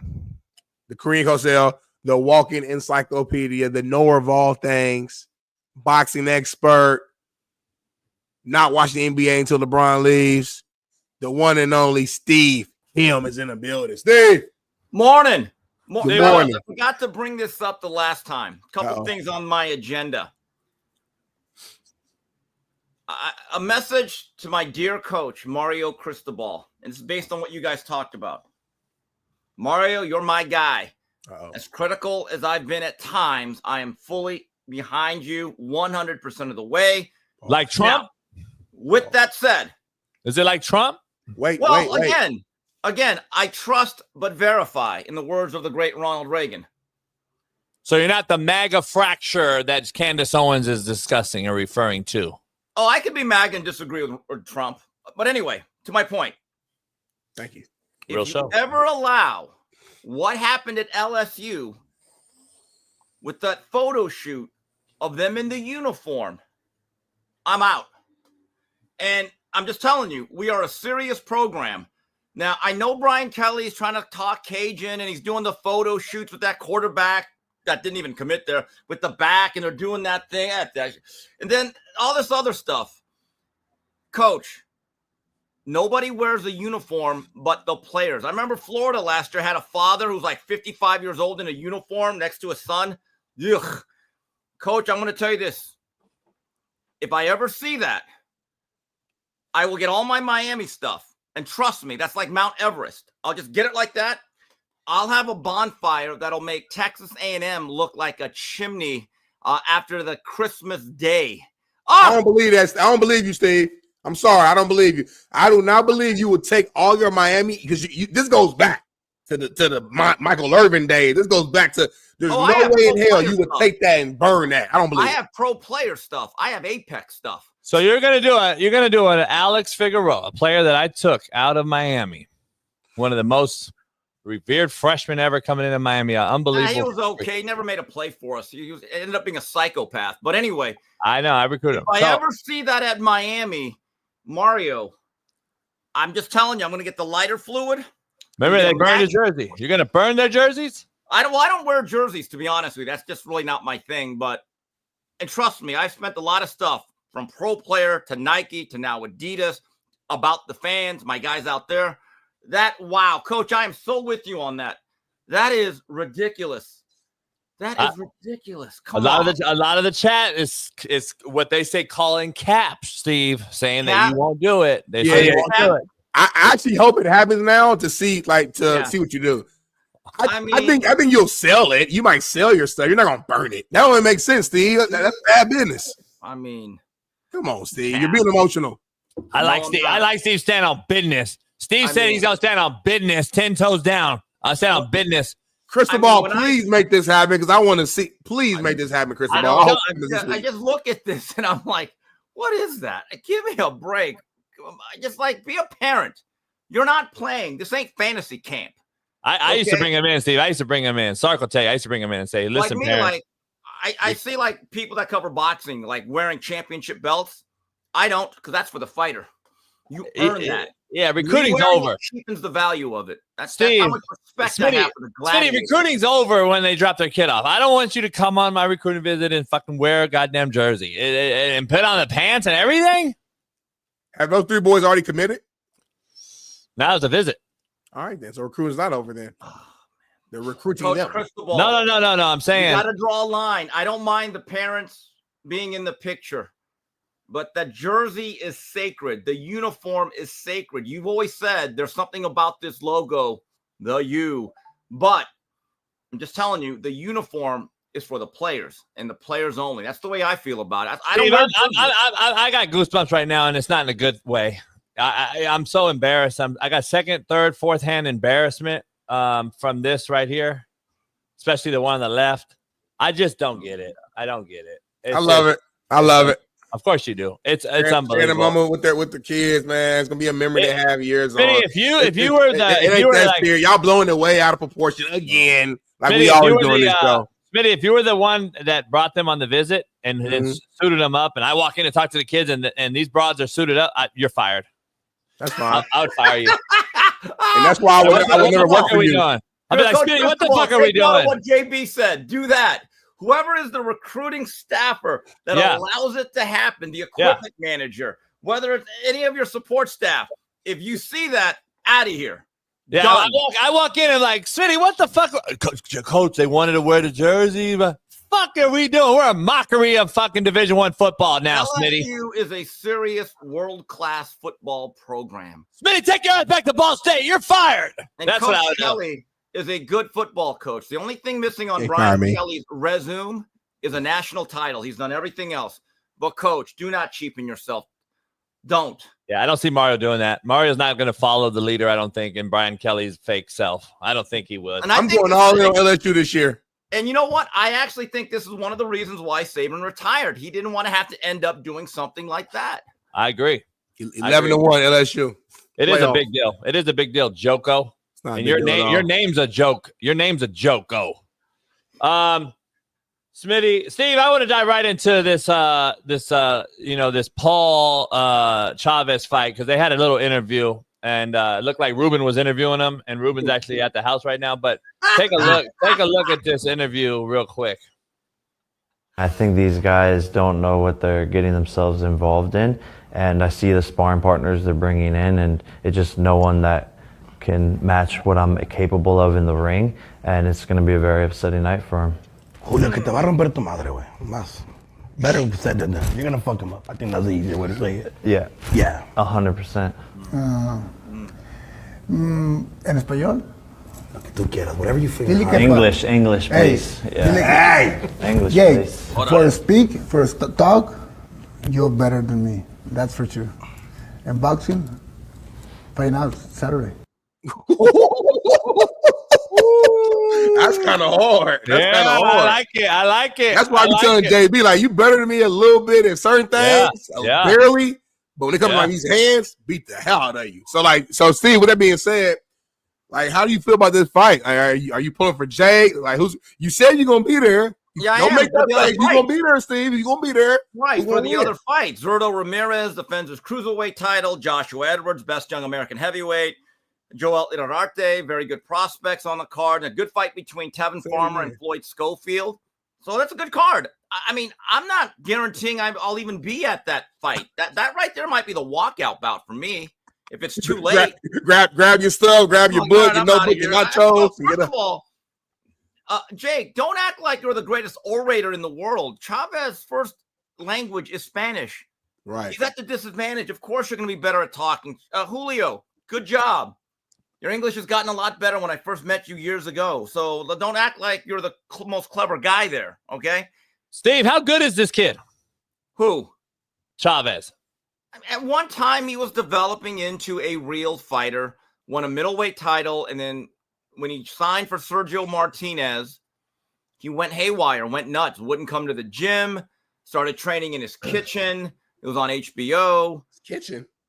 You know when I knew that fight was over when he fought Sergio Martinez? That's when he was with Freddie Roach at Wild Card. And I remember one day, they're about 7-8 weeks from the fight. It was on a Saturday afternoon. I had just gotten done working out at Wild Card. Now, Wild Card closes at 4 p.m. on Saturday. So Freddie's there, and that's when I was going there all the time. And I said, Freddie, well, what's going on with Chavez? He goes, he's coming in at 4 later. And I said, do you mind if I come back and watch the workout? And he goes, yeah, sure. Just come back, whatever. So I work out, I get done, and then I'm driving. Just as I'm about to start my car, Marie, who is now Freddie Roach's wife and the assistant at that point, says, Steve, because I rolled down the window, goes, you don't need to come back. And I said, what happened? Well, Julio, we got a call, and he's tired, and he's not coming in today. And I'm thinking, it's 7 weeks from the fight, and you already are burnt out, or as they say in football, you have camp legs. You're 7 weeks out. I said to myself, fight's over. He can't win. He's already doing this shit. And we never saw him at Wild Card. He would ditch training. Freddie was like the Maytag repairman. He'd be waiting for him. And in my view, I think Freddie should have said, timeout, get a new trainer. I'm not doing this. But they wanted the money. And I think it became a farce. Now, he nearly pulled out the fight after losing 33 minutes. He nearly knocked him out in the last round, by the way, had him shook up. And I kept saying to myself, if you would have given half an effort, you might have been able to actually really press Martinez. And from that point on, it's been a professional and a personal descent. So I'm confused. Isn't Jake much bigger? Well, not really. Chavez is pretty big himself, but, you know, look, it's a novelty fight. I give Jake credit. He's actually fighting. He's getting better. And he's done some adroit matchmaking. He's gone from retired basketball players who have never fought before, like Nate Robinson, to guys who were at least former world champions a decade ago. So if you want to call that progress, I guess that's progress. So hours wise, though, if we're just talking about just experience, Chavez has much more hours in the ring. As far as I guess, but people have to understand how protected he was early on. And I get the sense Jake Paul and his people would not have chosen this fight if they really thought there was that much danger. Now, I hope Chavez is there to give an honest effort. You know, there's still some question marks or some curiosities over the parameters of the Mike Tyson bout. Again, Mike was old. But again, I'm there for the other stuff. Golden Boy has put together a really good undercard and some fights and some fighters that I'd like to see. And as for the main event, if something happens, if someone body slams each other or a riot breaks out, then I'll be entertained. Fair. That's fair. Let us see it. Well, let's get back to the rundown. Jason, man, Brett Bielema implies that Georgia tampered with Illinois transfer running back Josh McCray, saying, in quote, somehow he found his way to the portal, and 12 hours after being in the portal, he was on a flight to Georgia. I don't know how that happened, but it's crazy. Another tampering situation here. We just talked about one on Tuesday. Steve, what's your take on this, though? That's the business. It's, again, the immortal words of Charlie Francis, track coach for Ben Johnson. It's a level playing field, just not the one you think. This whole notion that only certain schools are outbidding when it comes to recruiting players, the ones that only think certain players or coaches or programs are in the NIL business, or there's no tampering or poaching, they are incredibly naive. They're all doing the same thing, basically. And the top 10, 15 schools are all poaching off of everybody else. And that's the sad part, is that even a solid program like Illinois, which, by the way, Illinois is a playoff contender this year. They're really good. I like what they're bringing back. Veteran quarterback, most of their offensive line. Bielema has got that thing going. Just got to replace some wide receivers outside. So think about it. You're a team thinking, you know what? We can make a run here. We could be one of the 3 or 4 teams in the Big Ten that's going to be playing into late December, early January, and you get poached. Nobody is safe. Nobody. JB, let me ask you from a coaching perspective. Do you have a problem with these coaches like basically coming out and it's a trend now, kind of like snitching in a way, or just they're turning it into a trend. Why is that? Because these are like respected coaches too. Like Brett is a respected coach. It's not like he's some new guy. There's a little history here too. If you go back as far as when they were assistants at certain places, they had a little bit of beef. If you go back, Smitty, I think the coaches need to start coming out with some, not just accusations, but as the kids say, receipts.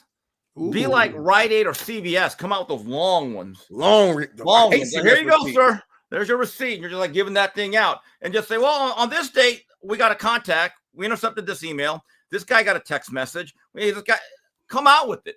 Come out with it to a point where people are like, okay, that program, that coach is crazy. Don't touch any of his players. I want to know what you gotta do at this point. I know Brett much more than I know Kirby. I've known Brett a long, long time since he was the K-State linebacker coach and recruited Marvin Simmons from me. This is the thing I have. The issue I have is when the schools start to pay these guys after this new order, that's going to be the receipt going forward. No, Steve? Right. Well, there's the issue. If you collectively bargain this, okay, and you just flat out admit this is professional sports and you have binding contracts, then it's over. Yes, all of this, for the most part, is over. But I'm going to go back to something I say consistently. if you made every player transfer, sit out a year, most of these guys would be like, nah, I'm good. And I might as well just stay here. 100%. I never understood why they took away that restriction. They're not telling you can't go to another school. They're just saying you got to sit out. Whoever thought that having anarchy was a good thing? See, these things are great in theory until you get them. Then you got to live with the reality. That's a bar. No, I agree with that. I just think it's like back in the day, Steve. We all knew what we were doing from the Dickerson James days to the Trans Ams to everything else. We always knew. Nobody told on it, nobody. We all knew what Alabama story was. Ever. They call it the Trans A&M. Yeah, and we all knew the Pony Excess, one of the best 30 for 30s. And I give the SMU players and Dickerson credit because Eric Dickerson said, yeah, I mean, stuff happened. Yeah. You will never get me to talk about how it happened. Nope. And I'm saying, you know what? You're an honorable guy. You're an honorable guy, Eric. You're not going to snitch. You're not going to tell. And so what happened was he took a car from Texas A&M, a Trans Am. Didn't really want to go there. And so it was like a big story. It was plastered all over the Texas papers. Dickerson and Aggie. And everyone was like, what? So then eventually he told I think his great aunt, Aunt Viola, I don't want to go there. College Station. So then they called SMU. And then I think the Dickerson family said, well, we took the car. Aren't we kind of like obligated to go to A&M? And one booster said, oh, no, you don't. Don't worry about it. We'll take care of the car. Give us the deed. Don't worry about it. All of this is taken care of. And he flipped. And what is A&M going to do? Like, hey, guys, we gave him that car. He's ours. Well, what are you going to do? I mean, there's nothing you can do. And Dickerson became an SMU Mustang. Maybe the greatest player they ever had. And that's what I'm saying. Like, I honor amongst thieves, like Smitty. We all knew what Alabama. We all know what the SEC. We know what they do. They've been doing this. You know, I've messed with Trent on the show, T. Rich, and you know he does what's that. Funny about these SEC. He does that look complaining about Miami, and I'm like, you're just upset now. The money's over the table instead of under it. Yep. I don't understand this. Like by the way, again, Mario Cristobal got a player from the Carolinas, the wide receiver. Again, Mario Cristobal's like nationwide. He's on your side. Good job, Mario. Again, keep his mother away from the uniform. Don't let that mother wear that uniform now. Hey, I don't know, Steve. I got to ask you. Moving on to the Buccaneers, you were kind of high on. I was a fan during the Warren Sapp days. I was. You were high on Baker's performance last year. Baker turned into a frontline starter. People can say what they want. They signed Todd Bowles and the GM Jason Litt to a multi-year deal. Right. Here's the facts of the matter. I was looking at stats for the last few years. Baker has had a higher QBR, better rating, more yards, more touchdowns, a few more picks, but then Patrick Mahomes.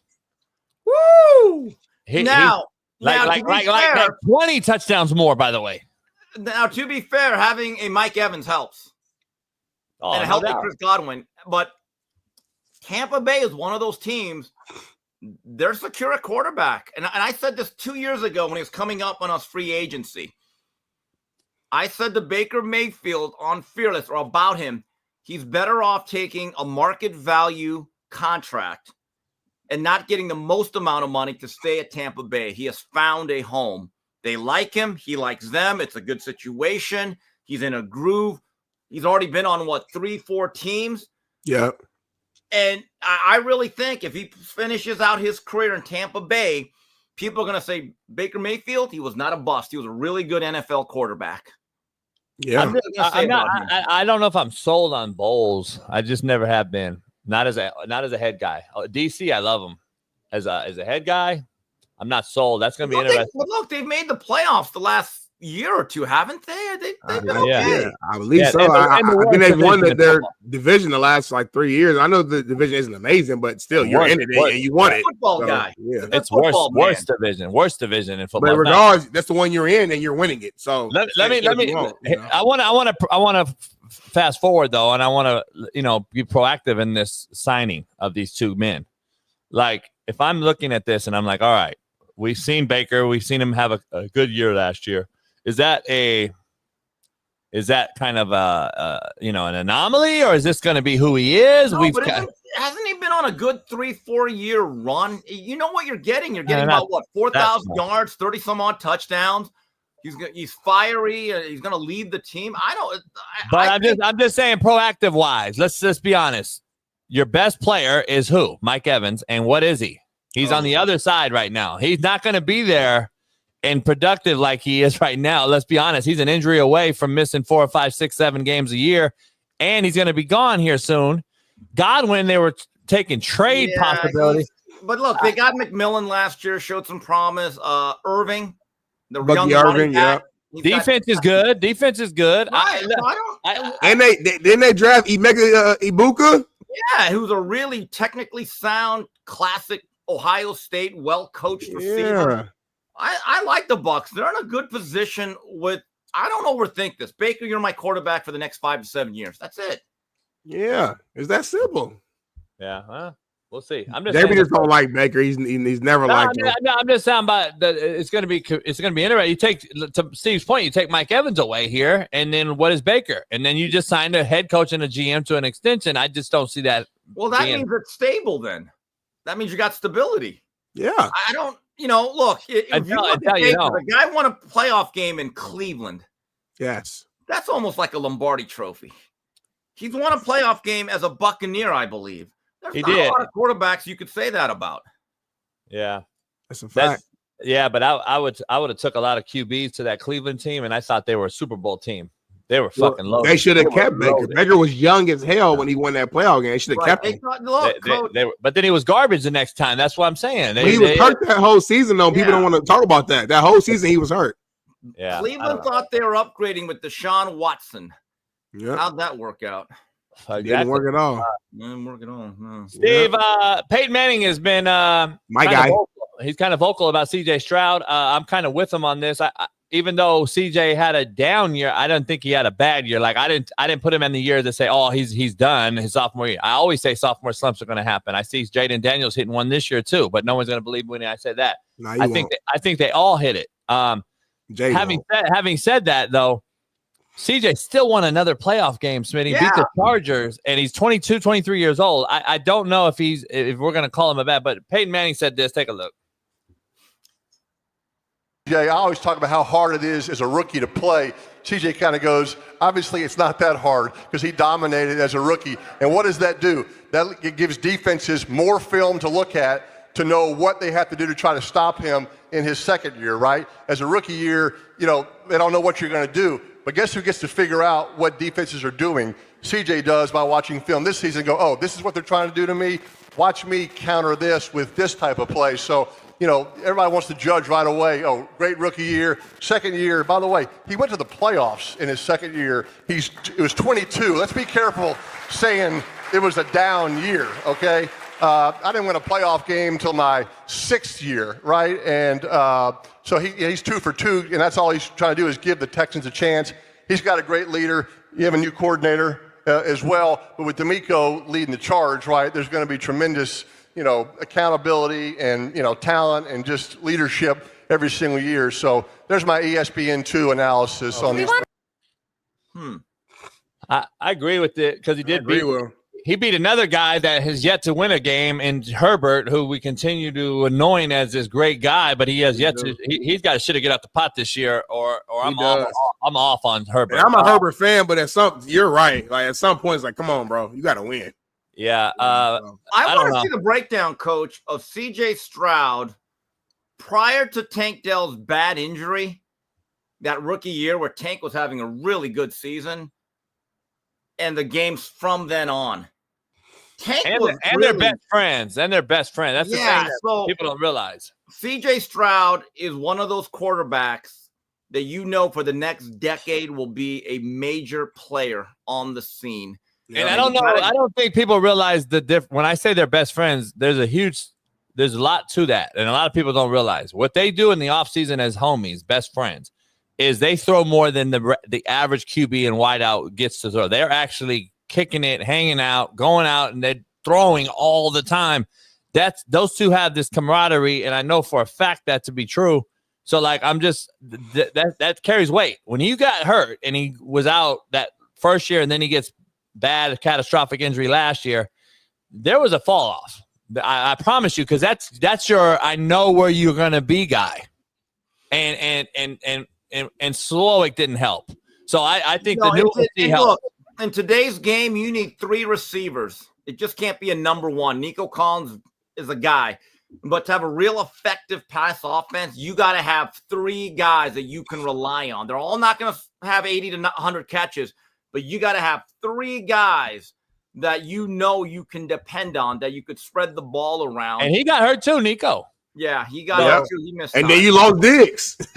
Literally, all of them got hurt last year. And then Joe Mixon get hurt, who's off to a great start. Then he got changed up. And another so receiving back. He's another receiver, really. Right. And this new Rams offensive system they're going to run, he's also another receiver that they don't realize. So right. It's going to be interesting. I think now they picked up Christian Kirk, I think, this offseason, so that'll help. Hopefully Nico will be healthy, Tank will still be out. So we'll see. But I expect CJ to have a good year. Yeah. Steve, I gotta get your take on we've had some viral videos going on between the we did. What's your favorite word? Bitch. Between that video and then Robert Parrish, the Chief, has got 1 million views on Instagram today. It's just blowing up too. He's gonna come on. Hopefully Byron Scott and Cooper are gonna come on the show and get a little get back at the Chief. And then I'll have the Chief back on to get back at them, or maybe together. Likes Coop, though. But he likes Coop. He likes Coop. He didn't mention Byron though. Byron was like, "Talk your shit," then, like laughing on Instagram yesterday. But Deontay Johnson. I want to make this a new video. Use you in this one. It's the NFL's fault. They keep employing him. The I'm minute that happened, I would Jason Deontay. I would have done the Mike Singletary. Get inside the locker room. Is there a video, Bailey, on this? It is the actual interview of him saying it. Yeah, because that's crazy. And shame on Cleveland Browns.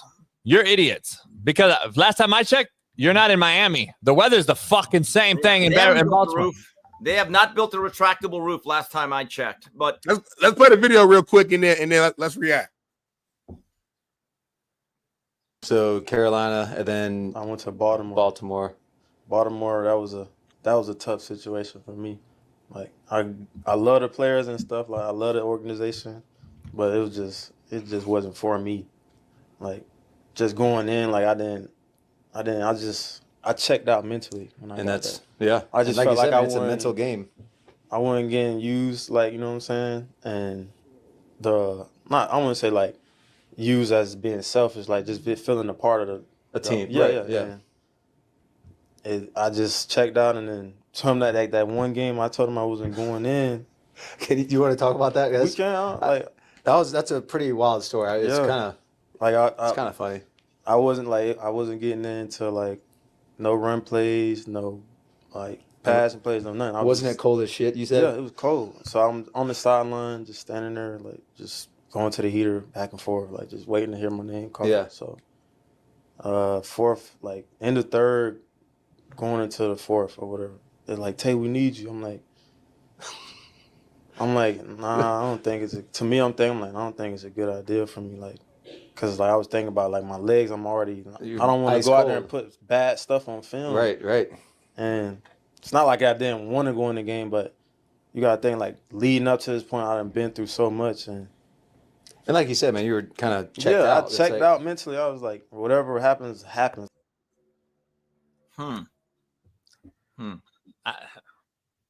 Soft. 2F, soft. Listen, if you play football, sometimes you're not going to always get 1,000 reps. I said it yesterday. There's been plenty of games in college, high school even, where like, okay, I'm the rotator guy. Like, I'm not the starter. And I played 5 fucking plays all game. But the fourth quarter half comes in, maybe the starter just needs a quick breather or got hurt, something happened. Darnell, we need you. Be ready at all times. When I was a backup, I'm walking the sideline with my position coach the whole entire game, watching the game, waiting at any moment to go in. Because at any moment it can happen, and you got to be ready. For you to say I'm not going in because my body's cold, well, that's your fault. Stay warm. Stay loose. I'm sure it's frustrating to not be in the game. That's cool, but you just got to Baltimore. You're not the guy. You're not a number one wide receiver. You haven't done that on your resume yet. You have skill set to be one, maybe, but you haven't shown that yet. So going into, why would you go to Baltimore with the assumption you're about to get 40 plays a game? You're not. So go there, be a team guy, follow your coach up and down the sideline, humble yourself, and be ready. Like, there's no excuse for that, Steve. I think in the military they'd call this desertion or dereliction of duty. And I don't get it. Like, Deontay, here's a question. You say you weren't used properly or you weren't playing enough. You ever think, what did I do to put myself in that position? There's not a lot of coaches that say that guy could really help us win. Well, let's not play him. And plus, you're getting paid. That is a profession. You got to look up the word. And this is the problem with a lot of these podcasts. No one ever pushes back. I'm not saying you have to start a full-blown argument, but I'd say, Deontay, though, do you understand what a professional obligation is? And I'd also ask him, Deontay, if I was one of your teammates, how do you think I would feel towards you? And I'd also ask him, once you turn down the opportunity or the obligation to play, if you were the Ravens, would you have re-signed you? Because right now, that new team, if I'm anyone on that new organization that he's on, I'd be like, hey, what's our guarantee here? Like, how much are we into this guy for? He said a lot of nothing. He said a lot of get your ass out of here to me. Like, if I'm hearing that, I'm just like, I don't understand it. Cleveland is really screwed by signing him. Like, I don't get it. Like, this guy is the epitome of player empowerment, enabled. Like, that shit is crazy. It doesn't matter where you are. You're in the NFL. It doesn't matter what team you're on. Like, Steve and I grew up watching these crazy snow games that you imagine one of the wideouts saying, I'm not going in, and Brett Favre looking at you like, what, motherfucker? Or Ray Lewis not written to choke the shit out of you. Shaun Salisbury said it yesterday. Like, the players back in the day would have beat his ass on the sideline. The coaches wouldn't have had to do shit. Nowadays, we're so coddled that this kid is what the little babies look at and say, oh, now you see why we're so enabled. You see what's happening in youth football in high school and transfer. This shit matters, man. I don't care what anyone thinks. This shit matters. Deontay's bounced around a lot, right? The last 2-3 years. Yeah. Okay. There's a reason for that. I'll just leave it at that. There's a reason for it. And he said he checked out. Like, he checked out before the cold game is what it sounds like. He was already mentally not there. Like, what does that mean? Like, you're playing your childhood game that you love, that I thought you loved. But that's another problem. A lot of these players don't love the game no more. So, I don't know. Steve, before you get out of here, last night was the NBA draft. I said on the thumbnail, Milk and Magnesia. Could he be the next Caitlin Clark of the WNBA? Cooper Flagg. Listen, I think the NBA needs a white American. We haven't had one since Larry Bird. First pick since 1977 last night. The NBA is wide open. Smitty and I discussed it in the beginning. I think it's wide open for a new face. I think John Moran screwed up. I think Anthony Edwards yet to get over the hump. SGA is a Canadian. I don't know if he touches all the markets. Giannis the same way. Joker is a foreign guy. I get how great he is, but he's probably on the other side of being the face. Is the face of the NBA wide open for the taking? I'm not sure about that. Flagg will be pretty good because he is athletic enough. And I wonder, does he want to load manage? Does he want to play a lot? I think this whole thing where players, even if they want to, are being forced to sit down, I think it's hard to market that. It really is. One thing you could count on with Magic Bird, Dr. J, all the great stars from all the way to the early 2000s, you could count on them being there for the audience, and they would not let the fans down in terms of effort, if not overall production and performance, right? But when you are literally saying to the fans, hey, it really doesn't matter if you paid hundreds of dollars for this ticket, we're just not going to play this guy, it leaves a bad taste in people's mouth. I would hope that Cooper Flagg is in a situation where he could play a lot and often. And because I think that's the disconnect that the NBA does not understand. If you pull your stars away and you tell us for 5, 6, 7 months, our games aren't important because we're not going to play certain guys. You can't all of a sudden say in mid-April, hey, guys, we're back. People have checked out. People do not understand that. It's like with boxing. You can't fight once or twice a year for years and then say, hey, this guy's a star, right? And people are like, no, we've never seen him. Or we do not see him enough. That's why with Canelo Alvarez, he will have about 70 fights by the time he retires. And people know him because of that. I respect that too. The familiarity matters, and familiarity only comes with regularity. As I like to say, activity matters. And in boxing is really, it's almost analogous to the load management that's taking place in the NBA. I knew one thing when I was growing up as a kid. Come late October, early November, I was getting Magic Johnson, Byron Scott, Kareem, James Worthy, and Kareem for about 80 to 82 games at most. Every day, whether it was KCAL Channel 9, the CBS National Game, or Prime Ticket, I was going to see my guys, and they gave a damn. Okay? Now it's like, well, you know, it's like the third game in 7 days. We got to rest. Really? Now you have Jay Williams. And, Coach, I agree with you about Jason Williams. Bro, they already take time off. What are you talking about? You want them to load manage, now have a shortened schedule. See, that's the biggest indictment of the NBA. They're actually trying to give us less. Every other sport tries to give you more. The fact that they're shortening the season is actually telling you, yeah, maybe we really don't matter. Yeah, that's a good point. Like NFL trying to add games. They're trying to add games. They're trying to get more content. They're making guys play 3 games and 11 games by Christmas time. I talked about that last year. Right. That's a real thing with gambling. Warren Sharp does a great analysis of that. So when I look at it, when you are telling me, think about this. No one ever said, you know, with Michael Jordan, Larry Bird, and Magic, you know what? Let's shorten the season because we want less of it. I wanted more. I never said I wanted less Michael Jordan.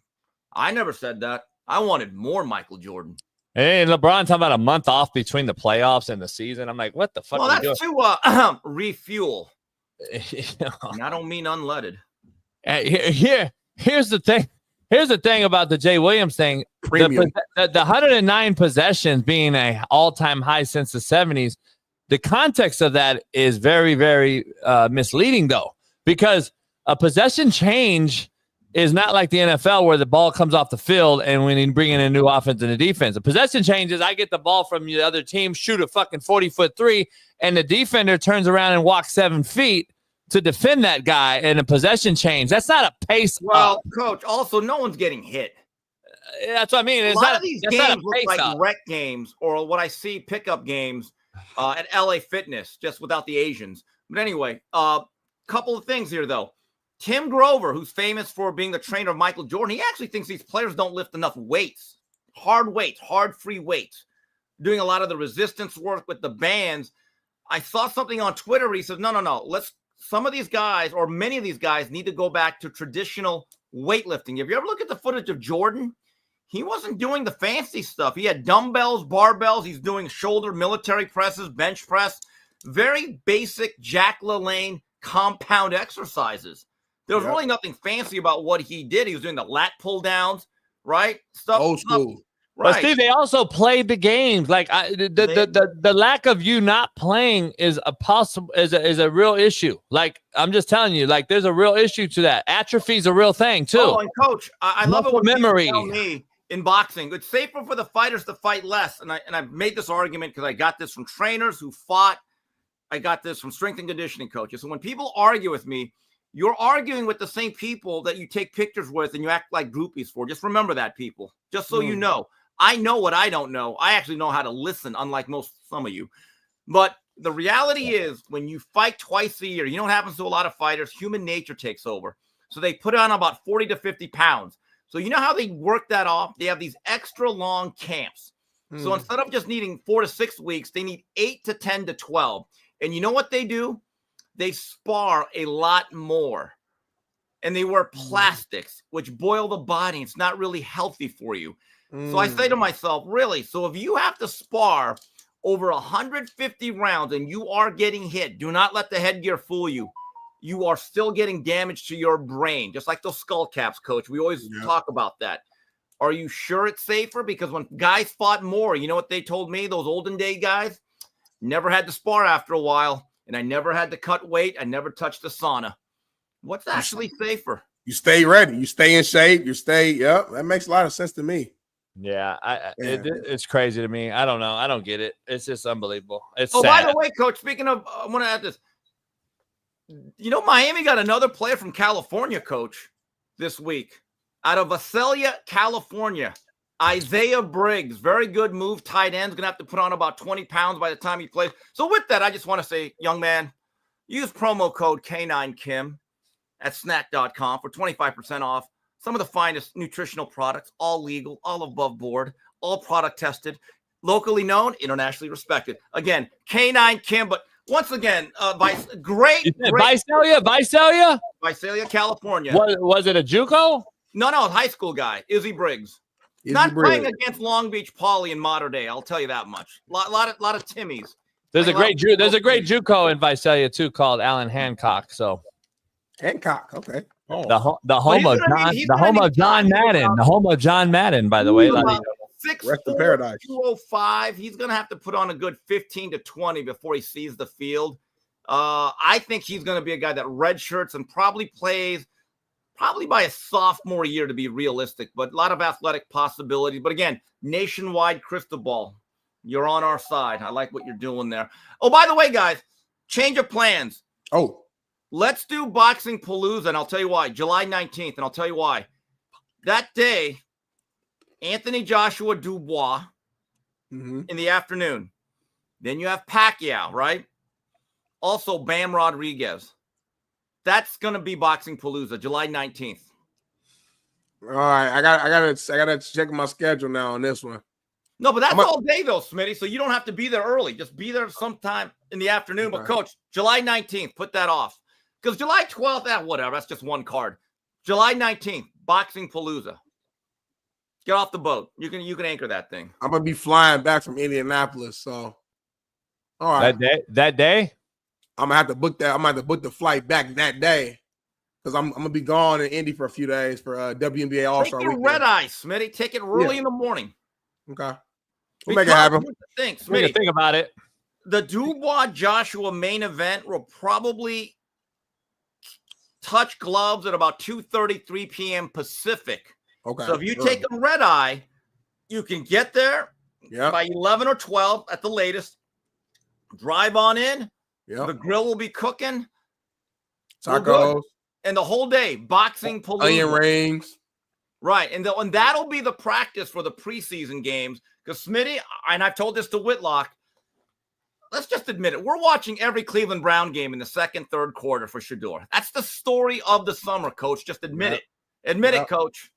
I don't think he'll be there. Let me ask you. No. He'll be there. We just spoke with the Browns insider. I want to talk Steve Kim NBA only. Steve, let me ask you something. I love the NBA now. You've chimed in on something though that Smitty and I went in on. I've seen you on Twitter about this. Yeah. This whole Tracy McGrady, Kobe Bryant thing that's going crazy with that's going on, and Smitty and I are like in awe of this whole thing. You posted a picture with that Kobe won the title with that roster, and you were like, does Tracy McGrady win that title with this roster? And guys, before I go, because I got to get on Whitlock, I will tell you this. Make him wait. Tracy McGrady, athletically and physically, in certain respects, was better than Kobe. He was longer, taller, longer arms, reach.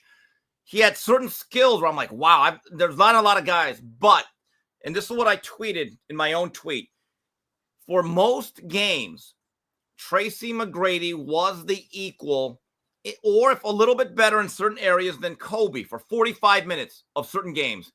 It's the last 3 minutes where Kobe separates himself from almost every player at that position. There was something about Kobe, his guts, his hubris, his outright courage. And I've always said this. Game 4 of the 2000 NBA series, when Shaq went over the back of Rick Smits and he fouls out 30 seconds into overtime. And I'm thinking, I said, it's 2-2 now. I could just feel it. And then that was the 2-3-2 format. Yeah. So I'm thinking to myself at that moment, like, oh my God, Lakers might be down 3-2 coming back to the Staples Center. And then in the immortal words of Mariah Carey, when a hero comes along with the strength to carry on, Kobe Bryant resides in you. He made about 4 or 5 shots at age 21. I don't think anybody in the history of basketball would have had the outright balls to do or take. That's what Kobe was like. He's just calm down. We good. And the other thing is, the issue that just kills the argument to me is these guys played during the Kobe era and they didn't win. You ask Houston Rocket fans what they think of T-Mac, and they hate him. And again, T-Mac had some injuries at that point. Maybe he wasn't the same guy. But that was the first time that Kobe did something, and we were all in awe. And I remember Shaq comes to the press conference. He goes, I just want to say one thing. Kobe, that's my idol. And people thought he was joking, but he was actually kind of serious. And the other time he said it was 2001 Western Conference Finals. Lakers really scuffled that year. Shaq came out of shape. Derek Fisher had a broken foot, didn't play most of the year. So they match up with the San Antonio Spurs in the Alamo Dome, game 1. I have never seen anyone attack the Admiral and Tim Duncan like that. He dominated game 1 to a point where I said, this is the best player in the world. I thought that in my own mind, and that's another game where Shaq said, Kobe, that's my idol. And everyone laughed. I'm thinking, no, he's more serious than you think. That was the year the Lakers went 15-1. So when people say that Kobe was Batman to his or Robin, right? No, he was not. Not in the Western Conference. He was not. Without Kobe, the Lakers do not get out of the West at least once, if not twice. Because the reality is, nobody else could create their own shot off the dribble when things got tough. I'm just telling you. And then lock down your best offensive player on the other end. Right. See, that's the thing. T-Mac could never. And then last but not least, Steve, before you go, T-Mac never won a playoff series. Series. Right. So what are we talking? And I love T-Mac. I mean, we're not asking him to win like 5 rings. Just a series. Just a series. Steve, we'll see you on Tuesday. Enjoy the weekend. And mark off the 19th. That's the boxing palooza. I was thinking about it. I'm planning like Norm Chow. I'm coordinating like Norm Chow. Get out of there. All right, for that, fellas, I'll talk to you. I might be in Vegas. All right, Steve. I've been talking to my homeboy about getting tickets to that fight, to the Pacquiao fight, but now Steve is saying go to your house. Now I'm trying to figure out the whole situation. Because I was talking to the homeboy, I was like, man, let's go to Indy. Let's fly out straight from Indy, direct to Vegas, go to the fight, and then come back to LA Sunday. Because I got that whole next week and shit off from Fox. I got like 2 weeks off from Fox in July coming up. So I'm like, I've been trying to move around and figure out how I'm gonna do stuff. So we'll figure it out. He's pretty good right here, boy. A little chocolate covered almonds. Let me see. What's this guy's name? D. Damaris. Let me see. How you spell his name? Let me say something out loud. Oh, my bad. You're not on mute, homie. It's Brian Damaris. He's a radio color analyst. How you spell his name? Brian, Brian. Last name Damaris, Dameris. We'll have Mavericks Insider to talk Cooper Flagg. Brian Damaris will be joining us here in about 30 minutes. So that's good news. Can't wait to talk to Brian Damaris.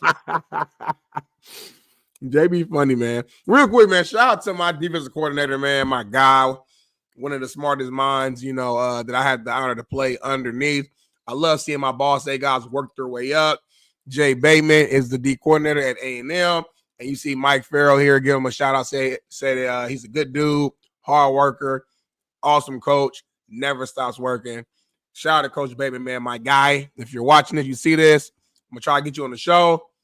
That was my D coordinator, JB at Ball State, my first couple years. Really good coach. I know Jay. Really? Yeah. Good dude. Been around. Really great storyteller. Like our pregame speeches, that motherfucker had us, boy. He'd make some shit up. And like, I don't know, like every week he would just come create something crazy and we'd be ready to run through a brick wall. He's like, I don't know about you, man. The way I'm feeling right now, I'm ready to go kill a motherfucker. Listen, it was 2 soldiers. They were walking on the mountain. Smitty, you with me? They're walking on the mountain. They were starving for food. There was nothing around. It was ice cold. It was snow everywhere, ice everywhere, nothing to eat. They see a lion. It's 2 men, it's 1 lion. Now, most people would have ran, cowards. These 2 men, they were so hungry, they were starving. Smitty, you with me? You with me, Deshaun? Yeah. They're starving. They look each other in the eye. They said, this is our only chance to make it. This is our only chance to make it. They went to that lion. They destroyed, they killed that fucking lion. They ate that lion alive. And that's what we're going to do today. We're going to go on that field. And we just be in that motherfucker screaming, ripping jerseys, throwing shit around. Jay Bateman, a bad boy. And he get like that's how he talk too. Like he get the breathing hard and like saying your name. You with me, Smitty? You with me? Like that shit get you ready. Shout out to Jay Bateman. Yeah, he's been in my office. Fight team, fight for Ball State. We must win this game. Onward now, you Cardinals. Bring glory to your name. Fight, fight, fight. Here's to both our colors, Cardinal and white. Praying for a victory. So fight, fight, fight. Ball State.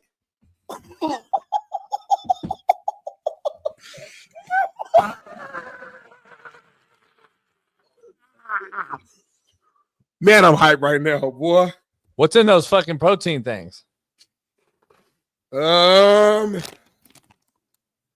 gram dietary fiber, 13 grams sugar, not amazing. 0 grams cholesterol, 15 milligrams of sodium, 11 grams total fat. And breathe.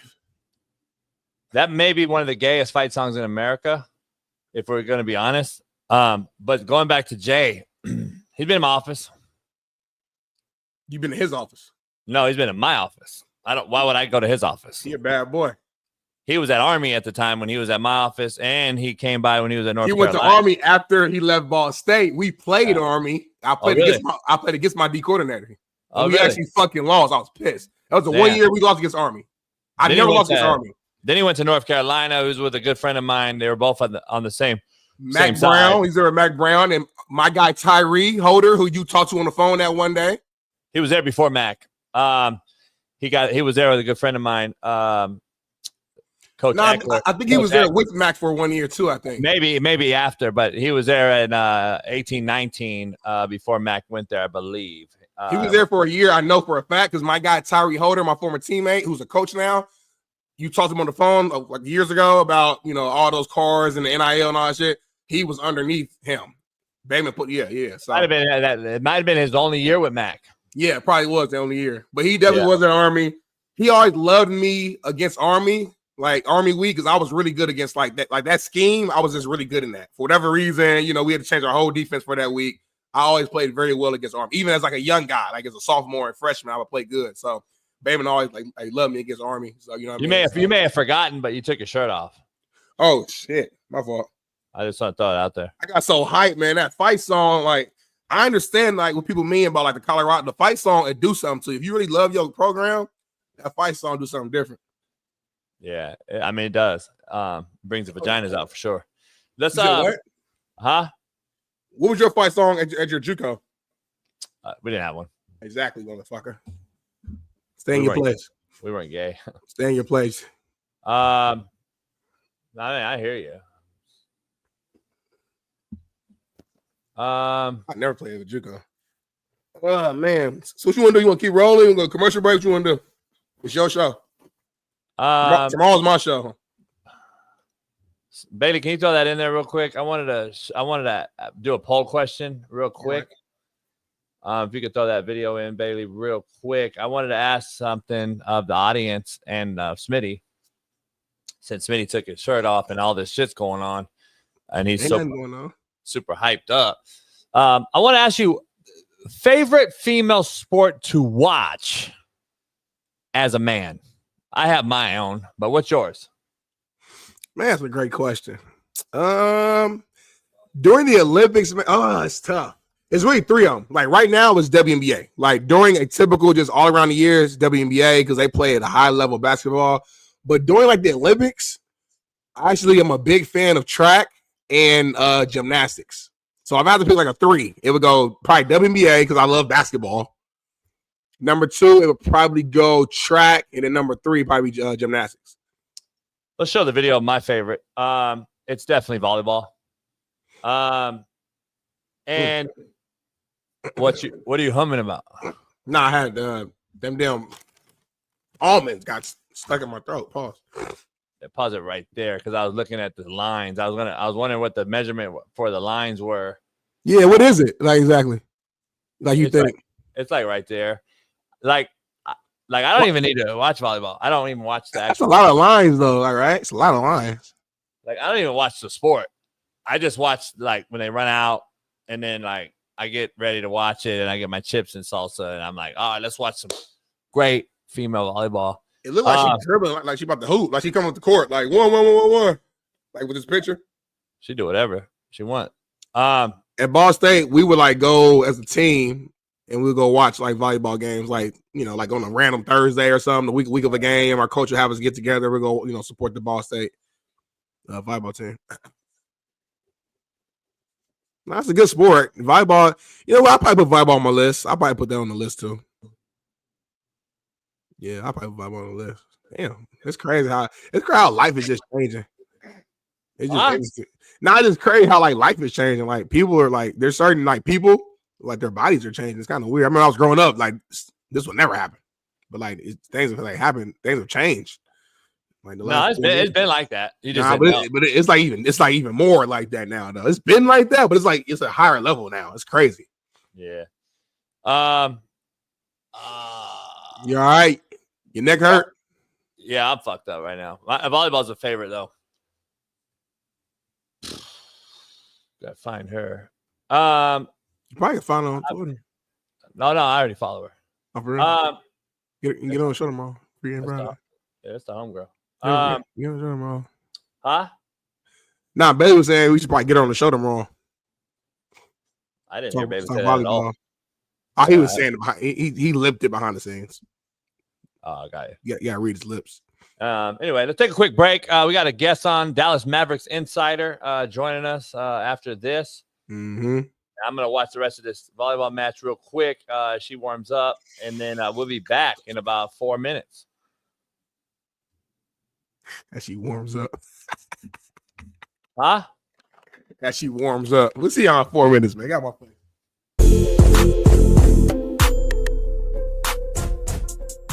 Hey, well, fuck it. I'll go home tonight.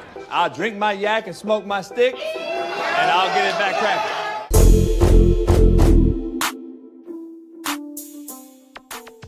Savannah Bananas baseball team that does like the dancing, the Savannah Bananas baseball team that does all the dancing. Coach JB, just react to this, man, and kind of give you a take on why so many people watch this.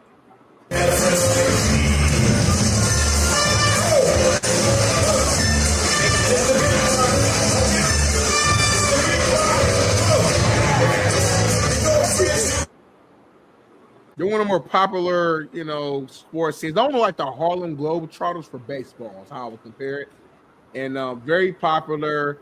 People love them. They literally sell out crowds, make a lot of money. A lot of these guys actually played, I think, baseball at some point for real, like maybe in college or whatever. Now they kind of do this thing for fun. But what's your take? Why do you think so many people actually like them? Hey, baby. Good morning. Go back to his name. Rewind. Go back. Rewind it. Right there. Pause it. Go back to his name, Bailey. Let me see his last name. Let me see that right there. That's why. Because he sucks cocks. Because he's a gay. This is gay. Suck cocks. That's why. He has the perfect last name. The fuck are we doing here, homie? You a homophobe, homie. The fuck are we doing? God damn. Oh, hell no. You fucking shitting me. You would not go see this fucking in real life. Stop the cat. Tell me right now, truth or lie. Would you go see this? I don't watch baseball like that. You wouldn't go see. Just keep it. Smitty's so good at this media shit. Like, you all talk that shit, and he always wants to fluff me. Fluff me. He's good at this, homie. He knows how to be so mainstream corporate. I can't wait to get him out of there. I gotta be honest. I can't wait to get him out and I still ain't gonna be you. That's what makes our show great, though, in my opinion. If we were the exact same, you'll be a little different. Like, you might have just been like, nah, JV, that's a little too gay for me. Like, you might have said that. You might say that one day. You like, crazy, man. Like how Smitty said, like, yeah, I don't like baseball like that. Like, he skipped over the mirrors and the cocks and all that shit. He skipped over all that shit. I'm a bad boy, homie. I'm a bad boy, homie. You know how to do it. Like, you know how to play the game. The chat, like they so micro like thinkers. They're so simple minded that they don't even catch all the little shit I be doing. Oh, I know. Yeah, no. I'm so good in advance in this space because I have the it factor again. Because I don't have to watch Laker games. I know everything about the game last night.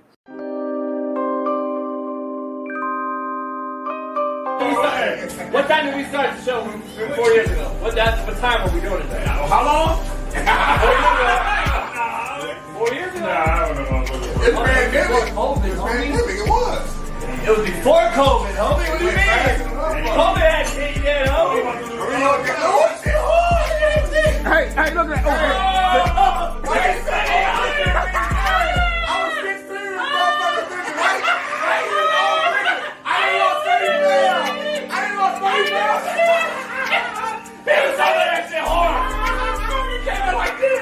That's my boss,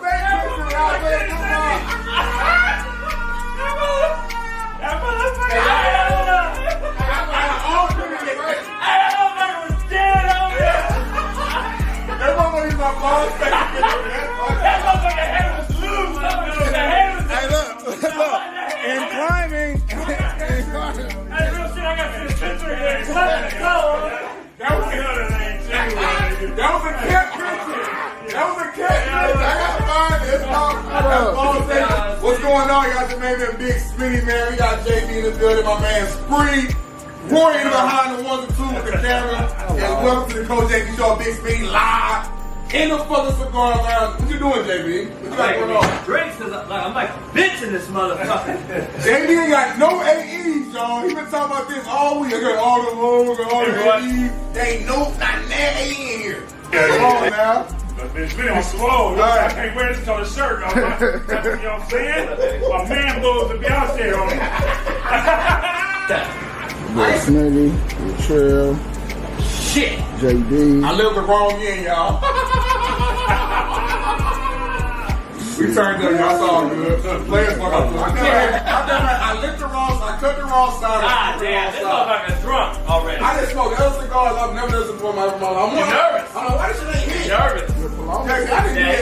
Wow. No, take that off. Because you don't smoke it that way. Throw that out. I can't wait till the cigar. Man, I gotta stop 3,000 cigars to this motherfucker. I'm the guy that has to do everything around the I'm carrying the whole fucking squad. I got it right now. I like this side though, JB. Yeah. Yeah. 17. But you can't have a big boy. I better stop playing with me. I don't smoke like that though. Everybody know that.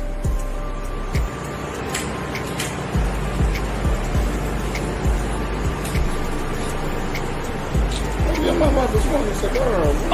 I ain't married, homie. Hold up, it makes sense. I am not married. You are. How you a leader of me? Because I'm not married. You fuck everything. Yeah, you do. Short, S-tier, motherfucking D. Short, fat, everything. Skinny, tall. Short, fat, skinny, and tall. I fuck them all.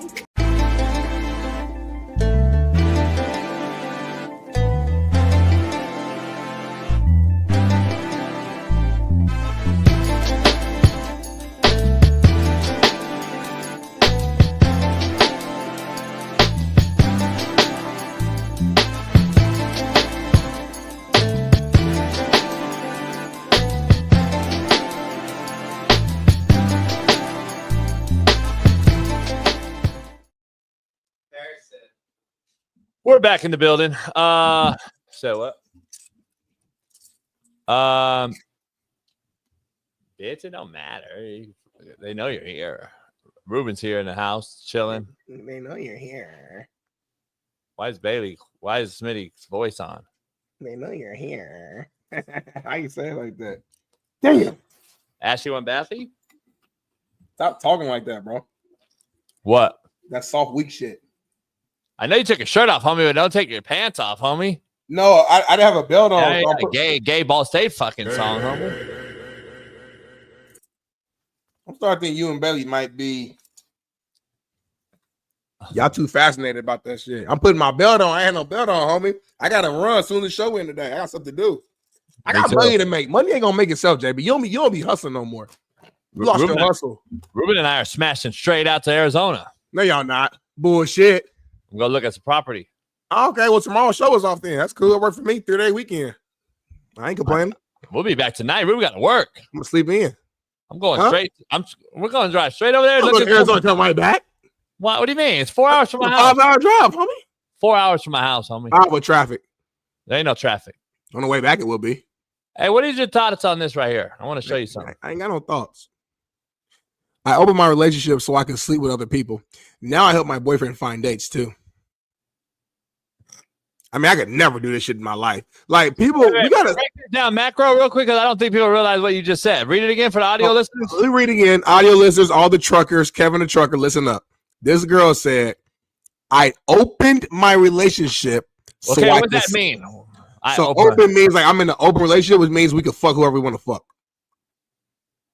But she said, I open mine. No, like she runs the shit. She's the one who made the suggestion and convinced her man to agree. So I opened my relationship so I could sleep with other people. Now I help my boyfriend find dates too. So it sounds like she started cheating first. And then she was like, damn, he a good dude. I don't really want to like end it. Let me just talk to him about it and see if he be down to like be open. There's a lot of oxymorons going on. That's what I'm out. A lot of oxymoronic takes here. Is the same girl on the left the same girl on the right? I believe so. I don't know. I think on the right she's like wife mode, and then on the left she's like hoe mode. Yeah, that's crazy. I thought that was Max Crosby mixed with Wayne Gretzky, and I was like, who the fuck is that? It's kind of like you play Mortal Kombat, and there's like different versions or variations of like Liu Kang and Sub-Zero. Yeah. Like, there's like two different, like the one on the left, I'm like, damn, like the one on the right, just interesting.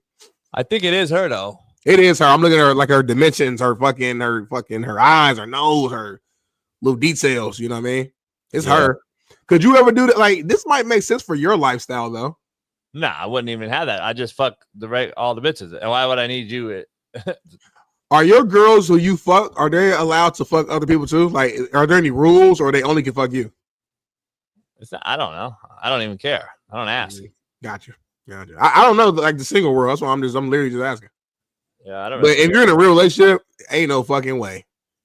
Ain't no fucking way we doing that. You open up Pandora's box, it's over. A lot of people would say not even like to try a threesome if you're in a relationship.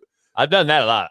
Yeah, but you're single though. But I'm saying people who in a relationship, it can be, it sounds good, but it can just be it's slippery slope. Slippery slope. Jealousy. I had a broad, and then she would bring bitches home. That's cool because if you single and just doing that, that's dope. No, I was with the broad. Are you actually like dating? Yeah, I was in arena league. Yeah, okay, you like 16. She was living with me, and then she would bring bitches home. Was it fun? It was cool. I'm a loyal dude. I never cheated on the main girl I was with. So like, I said I don't want to fuck her, but you guys can suck my dick. Yeah, that's fair. And that's what they did. And then would they eat each other out, or they were just okay, cool. That's cool. I told my girl not to eat her out though. She had to eat her out. Your girl was like the boss, like she do. Yeah, right. I like that though. That's cool. I'm a visual guy, so I'm cool with that. I don't mind little girl on girl. That's cool for me. I watch that. The girl on girl thing, like unless they're both fucking with me, it don't do not much for me. I'm saying that's part of the process though. Like y'all all in the bed, like if one shorty eating the other shorty out, that's gonna help get the blood flow going before they come and take care of you. That's all I'm saying. It's all about blood flow, homie. Like one could eat her, and then other one sucking me though. Like it has to happen like that. I just not gonna sit or there you get your girl from the back. Your girl is tasting her. It gotta be a whole. I don't want my girl tasting her though, because I don't know where she been, so I'm not gonna let her eat her. But my girl though. You know how it's so oxymoronic? You don't know where she been, but she can eat your girl and she can suck your shit. But you don't know where she been though. But her mouth don't matter to you though. Not to my dick. Yeah. But it don't matter to your girls, to her cat either. It do. Contrary to belief. Because if I gotta eat it or fuck, then it do. See what I'm saying? You just said you let the girl eat your girl out though. Yeah, her mouth. Her mouth. But I don't know where her pussy been though. You don't know where her mouth been either. It don't matter. The mouth dirtier than the pussy. Nah, I'm not gonna. No, it's cleaner. No, it's not. The mouth is disgusting, homie. Don't matter. The cat bleeds every month and resets and cleans it. The mouth, motherfuckers don't brush their teeth every day. The mouth ain't bleeding, homie, unless she had a root canal. Yeah, she did. It don't matter. She got plaque, though. She got plaque deep in her gums. I don't give a fuck about that. I'll clean that with the head. But anyway, hey, we could have kept going for like 30 minutes just now. It be little, man. Fuck. I don't like our fans, man. It be little shit that we be doing that y'all just not smart enough. It should be funny as hell, man. We need a smarter audience. Y'all motherfuckers dumb. Silly the boss, shut the fuck up. You're not the producer, the director, the co-host, the host. You're nothing, homie. You're nobody. Matter of fact, we going back now. You said that. So how many times would you like? How many girls would you like was in a rotation? Like 3 or 4. She'd bring like 3 or 4 bitches from the titty bar. You just kind of like rotate them. That's cool. Black, white, foreign. All of it. All right, got it. Real said, nah, we get it. It's just not that funny, homie. Real, we don't know you, homie. We don't know what show you do. We don't know nothing about you, homie. Don't say nothing else. Shout out to Cody V.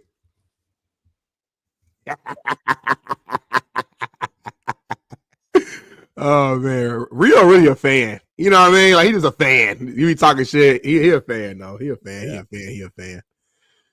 Anyway, man, what we got going on? We should run it. We got a guest on in 7 minutes. I don't know if you saw this, man. Tom Brady. Closing arguments today. How are you feeling? I'm great. Yeah. Just just a little nervous. That's all. That's it. You're nervous? Yes. What are you expecting from the government? The same thing we've been hearing from the beginning. Yeah. Nothing. No. Okay. All right. How do you think Puff is feeling? Of course he's nervous. You know what I'm saying? But he's prayed up. He already know that God got him, and he's just looking to get this bond, and that's it. Okay. All right. Well, we'll see what happens today and tomorrow. Okay. Oh, that's Diddy's friend. He's the executive producer of Atlantic. Oh, okay. Interesting. I love when I hear that God got him. He's prayed up, but this motherfucker has done so much weird ass shit. God didn't get you then. God didn't get him when he fucking was beating broads and fucking doing the dumb shit he's done. Shut up, homie. Miss me with the God shit. I hate the God reference when you fucking. We're doing stupid shit, yeah, because God gives us free will. He gives us free will. You need save now. You need save. But it's easy to pray all of a sudden. Oh, please help me. But you go out and be a fucking demonic fuck the whole rest of the time. Like, you miss me with that bullshit. See, I pray when stuff's going good. I not pray when it's going bad. I just pray. That's my regular thing. Now I'm prayed up. Get the fuck out of here, man. Anyway, just because the fucking bought the baby oil, like the baby oil stories alone, like I hope that motherfucker has a slip and fall.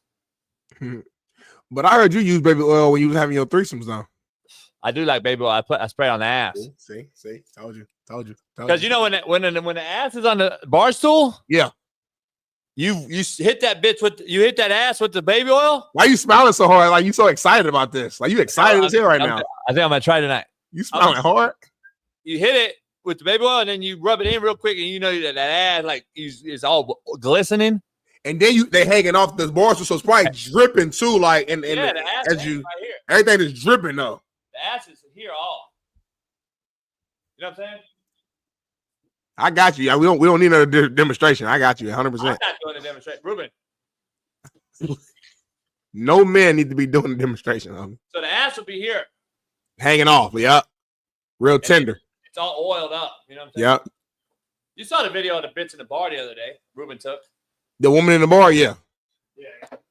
You've been saying bitch a lot lately in reference to women. I noticed that. Yeah, they got me hot lately. They're doing a lot of shit. They're doing a lot of shit that's has me calling them that. And I never used to call women bitches. I used to call men bitches. I think you're lying. I think you all used to call them that. Never, you're trying to take a step back, but your old you is coming back out. Really, there's no way if you never did something that you would say it so easily and loosely. It comes off the tongue. Pause. Way too smooth now. So I know you used to say. I can tell you used to say it.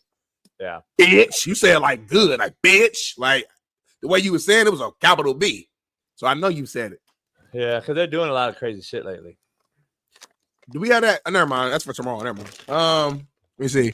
Jazzy Jazz, JB freak nasty, but I like it. The chat want to know, JB, are you gonna smash or pass? Never mind. Never mind.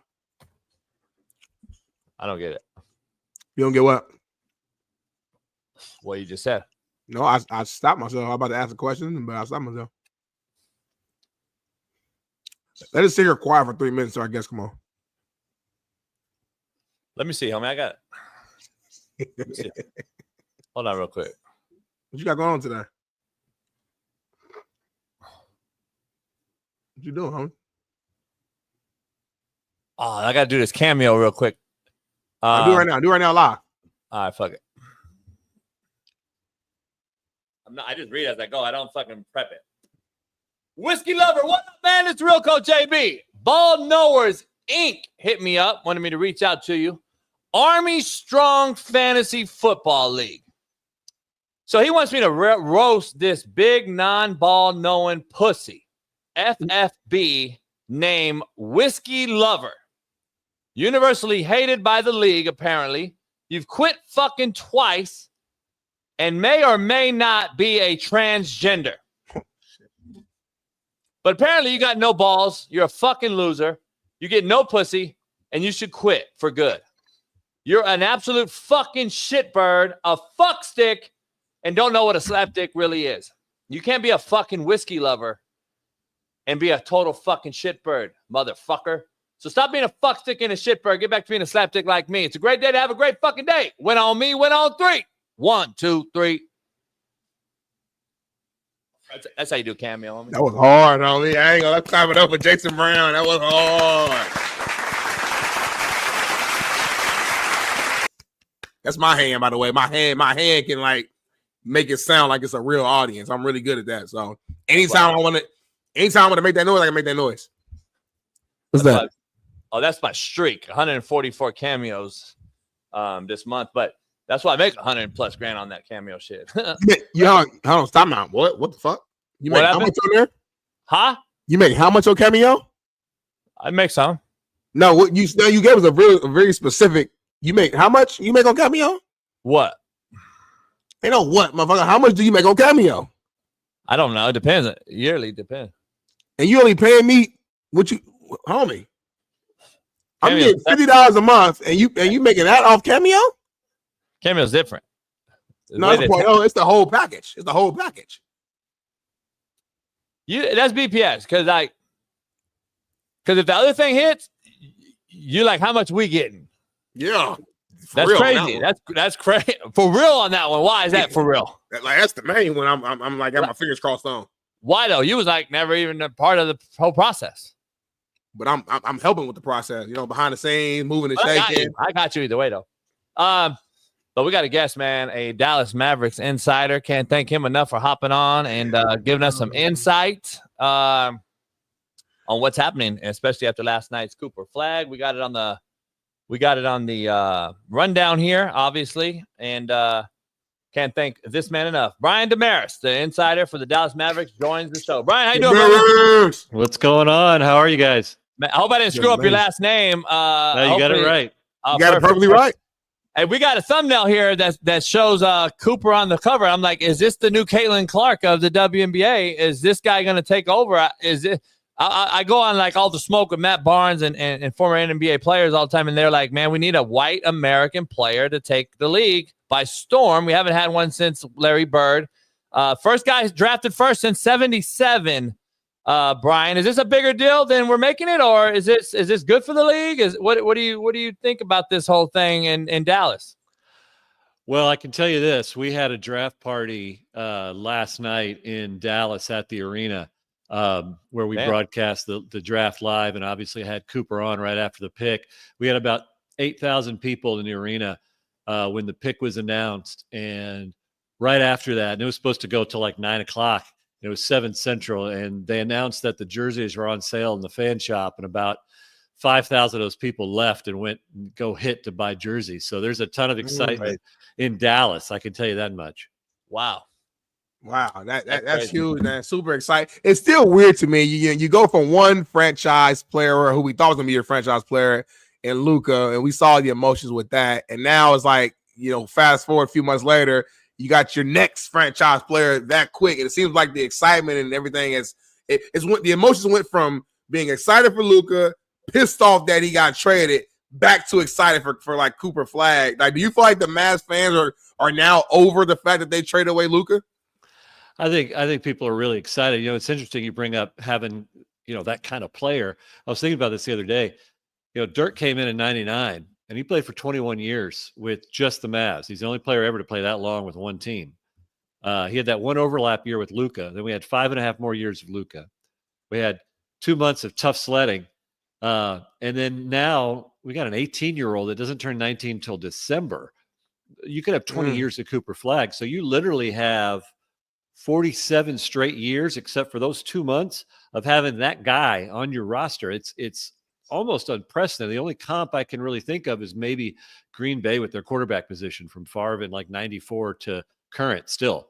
I don't know that you've seen a franchise in all of sports other than that always kind of has that guy on your team. We're very fortunate here. No doubt. I got to ask you, how'd you guys win the lotto? You know what? I need to start playing it if we're lucky like that. That's crazy. I know. I was watching. We've had you know, Donahue on, the former referee in the NBA who got caught, all the stuff. We had him on, and he was real candid, and he was like, man, there's a lot of things that happen, but I'm not bringing no conspiracy up, but I'm just messing around with you. But like, it's kind of crazy that you got that first pick, and there were rumors that they could trade him away. That was never in the playing cards, was it? No, I think they were focused on him from day one. You know, it's funny.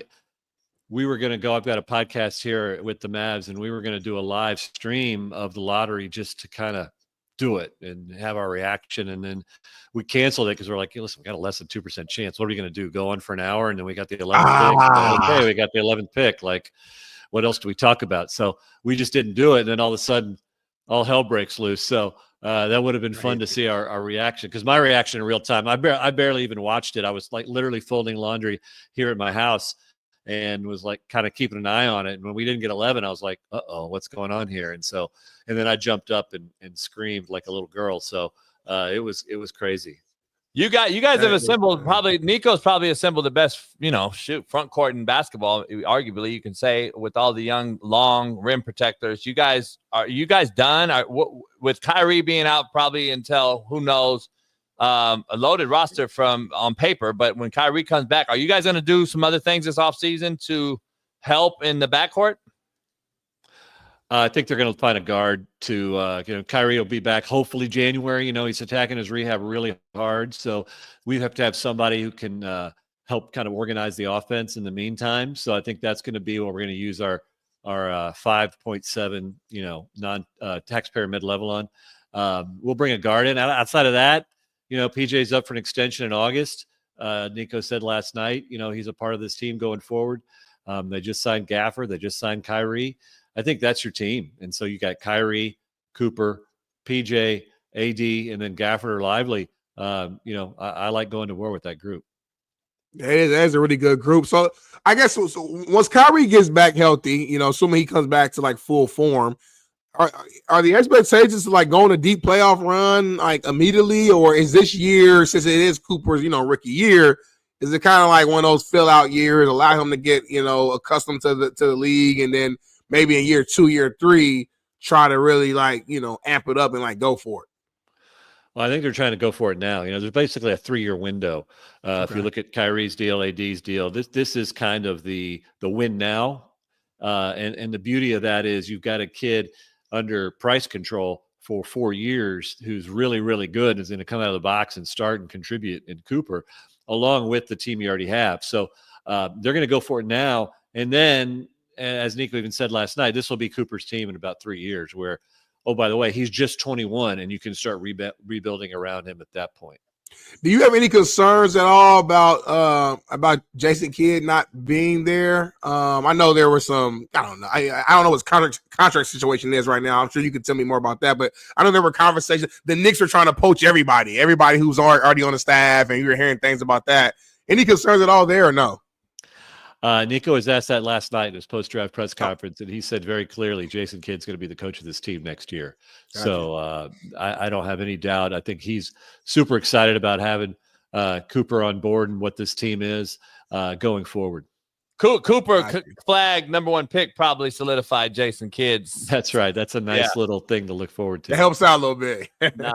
Now, let me ask you about AD. AD, is that a done deal? Is he glued in there, or is there a possibility that he still is there negotiation there going on? He's under contract for 3 more years. He is part of this thing going forward. That's who Nico targeted when he wanted to make the trade, and he. Listen, the last game he played 40 points, left it all out there. He's going to be ready to go. No doubt. Yeah, that's going to be interesting. For sure, man. Obviously, NBA Finals just ended. OKC, winning it. There's already been talks in the media of asking hey, could this potentially be the start of a dynasty? Only because that team is so young. And the unique thing about this finals matchup with the Pacers and OKC is that it wasn't built upon big threes and these mega teams. It was really one center star player with a whole bunch of really good role players and kind of going into that team ball, mentality. Do you kind of foresee, I guess whether it's the Mavs or just the rest of the league kind of taking on this model? We do know the NBA is a copycat league, and whoever wins the championship, it seems like everyone wants to follow that model. So do you feel like that could happen? Yeah, you can't have super teams anymore with the way the cap is structured. If not to get in the minutia, but the second apron, it's not only financial penalties, it's team building penalties. You can't make certain trades. You lose your first round draft pick if you're in that repeatedly. We've had 7 champions in 7 years. That's by design. The league wants parity. Oklahoma City's going to have their own issues once they have to start paying those guys. Yeah, then they're going to have to break that team up, just like Boston did. We thought Boston was going to do that forever. And all of a sudden they had to start dismantling that team because it got too expensive. Now, what Oklahoma City can do is backfill because they got so many draft picks. So they'll let some of those guys go, and then hopefully their picks would backfill and be cheaper versions. That's the model, I think, going forward that you'll see. But this idea of putting 3 max players together, it just doesn't work anymore. Your cross-state rival just got KD. They got rid of a young Jalen Green. Houston Rockets, obviously. Do you guys ever look at that in state and say, hey, we got to kind of – they're all in the West. I argue that KD should have went to the East if he wanted an easier path. The West is loaded. We just mentioned Minnesota, OKC winning it all. Houston's we can argue they got better with KD or what have you. But do you guys ever look at that and say, hey, we got to – keep up with the Joneses, so to speak? The West is really loaded, and the East has a lot of injuries with Tatum and Halliburton now and all that. It would seem like it'd be an easier path for KD. Dallas, though, it seems like they're one piece away maybe from being a true contender in the West. Is that ever looked at, or we just do our thing? You don't game plan for one specific opponent, because I think what happens is if you say, look at the Mavs. After they lost to Boston in the finals, we said, well, we've got to build a team that can go beat Boston again. Well, we wouldn't have played Boston if we'd made the finals. You don't game plan against one opponent because you just never know year to year what team is going to be there. But in the team of Houston, I think Houston made a really good deal. If you saw what they were missing a go-to scorer down the stretch. And so I actually really like the deal that they made. By not losing any other of those key pieces other than Green. So they were already second last year. They're going to be a problem. And I just want to piggyback, the West is so strong. Are there any key, I guess, guys, free agents or what have you out there that you guys have eyeballed or that you know of that can help Dallas immediately? I know you mentioned backcourt, but I'm just saying. Yeah, I mean, the only thing, with the way the finances are with the Mavs, because we do have AD, Kyrie, we got some big money on the books.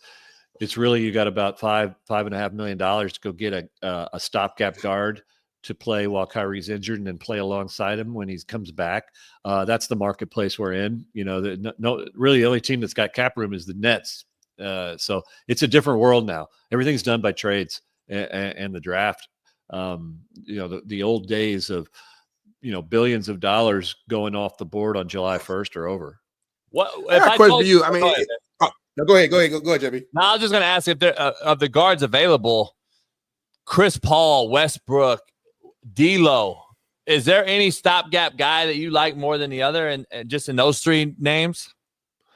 I like all those guys. I think that, when you talk about Chris Paul, you're talking about a leader off the court as well, which is great. He durable, just keeps playing and knows what he does and can organize that offense. What we need is somebody who can just kind of run things, not necessarily be a scorer, but be somebody who can put people in the right positions. We've got people who can score. And frankly, if you look at what Cooper Flagg can do, he was a 4 in college. He's maybe a 3 in the NBA. He's going to play 1 and 2. He's going to be a point forward. He can run things as well. So you don't need somebody that has to be, full-time point guard as well. He can be kind of a combo. That's a good point for sure.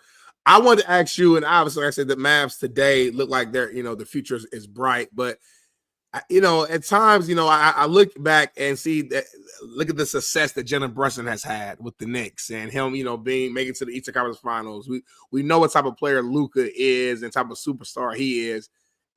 I guess prior to, the Mavs getting this number 1 overall pick, was it like some regret amongst like the Mavericks organization or just the vibe in Dallas in regards to you lost 2 like star players for your franchise that are having a lot of success, especially on the Jalen Brunson side? Obviously, he has more time since he's been gone, but a lot of success. Like, is there any regret? And I guess now it's not, but was there ever any regret?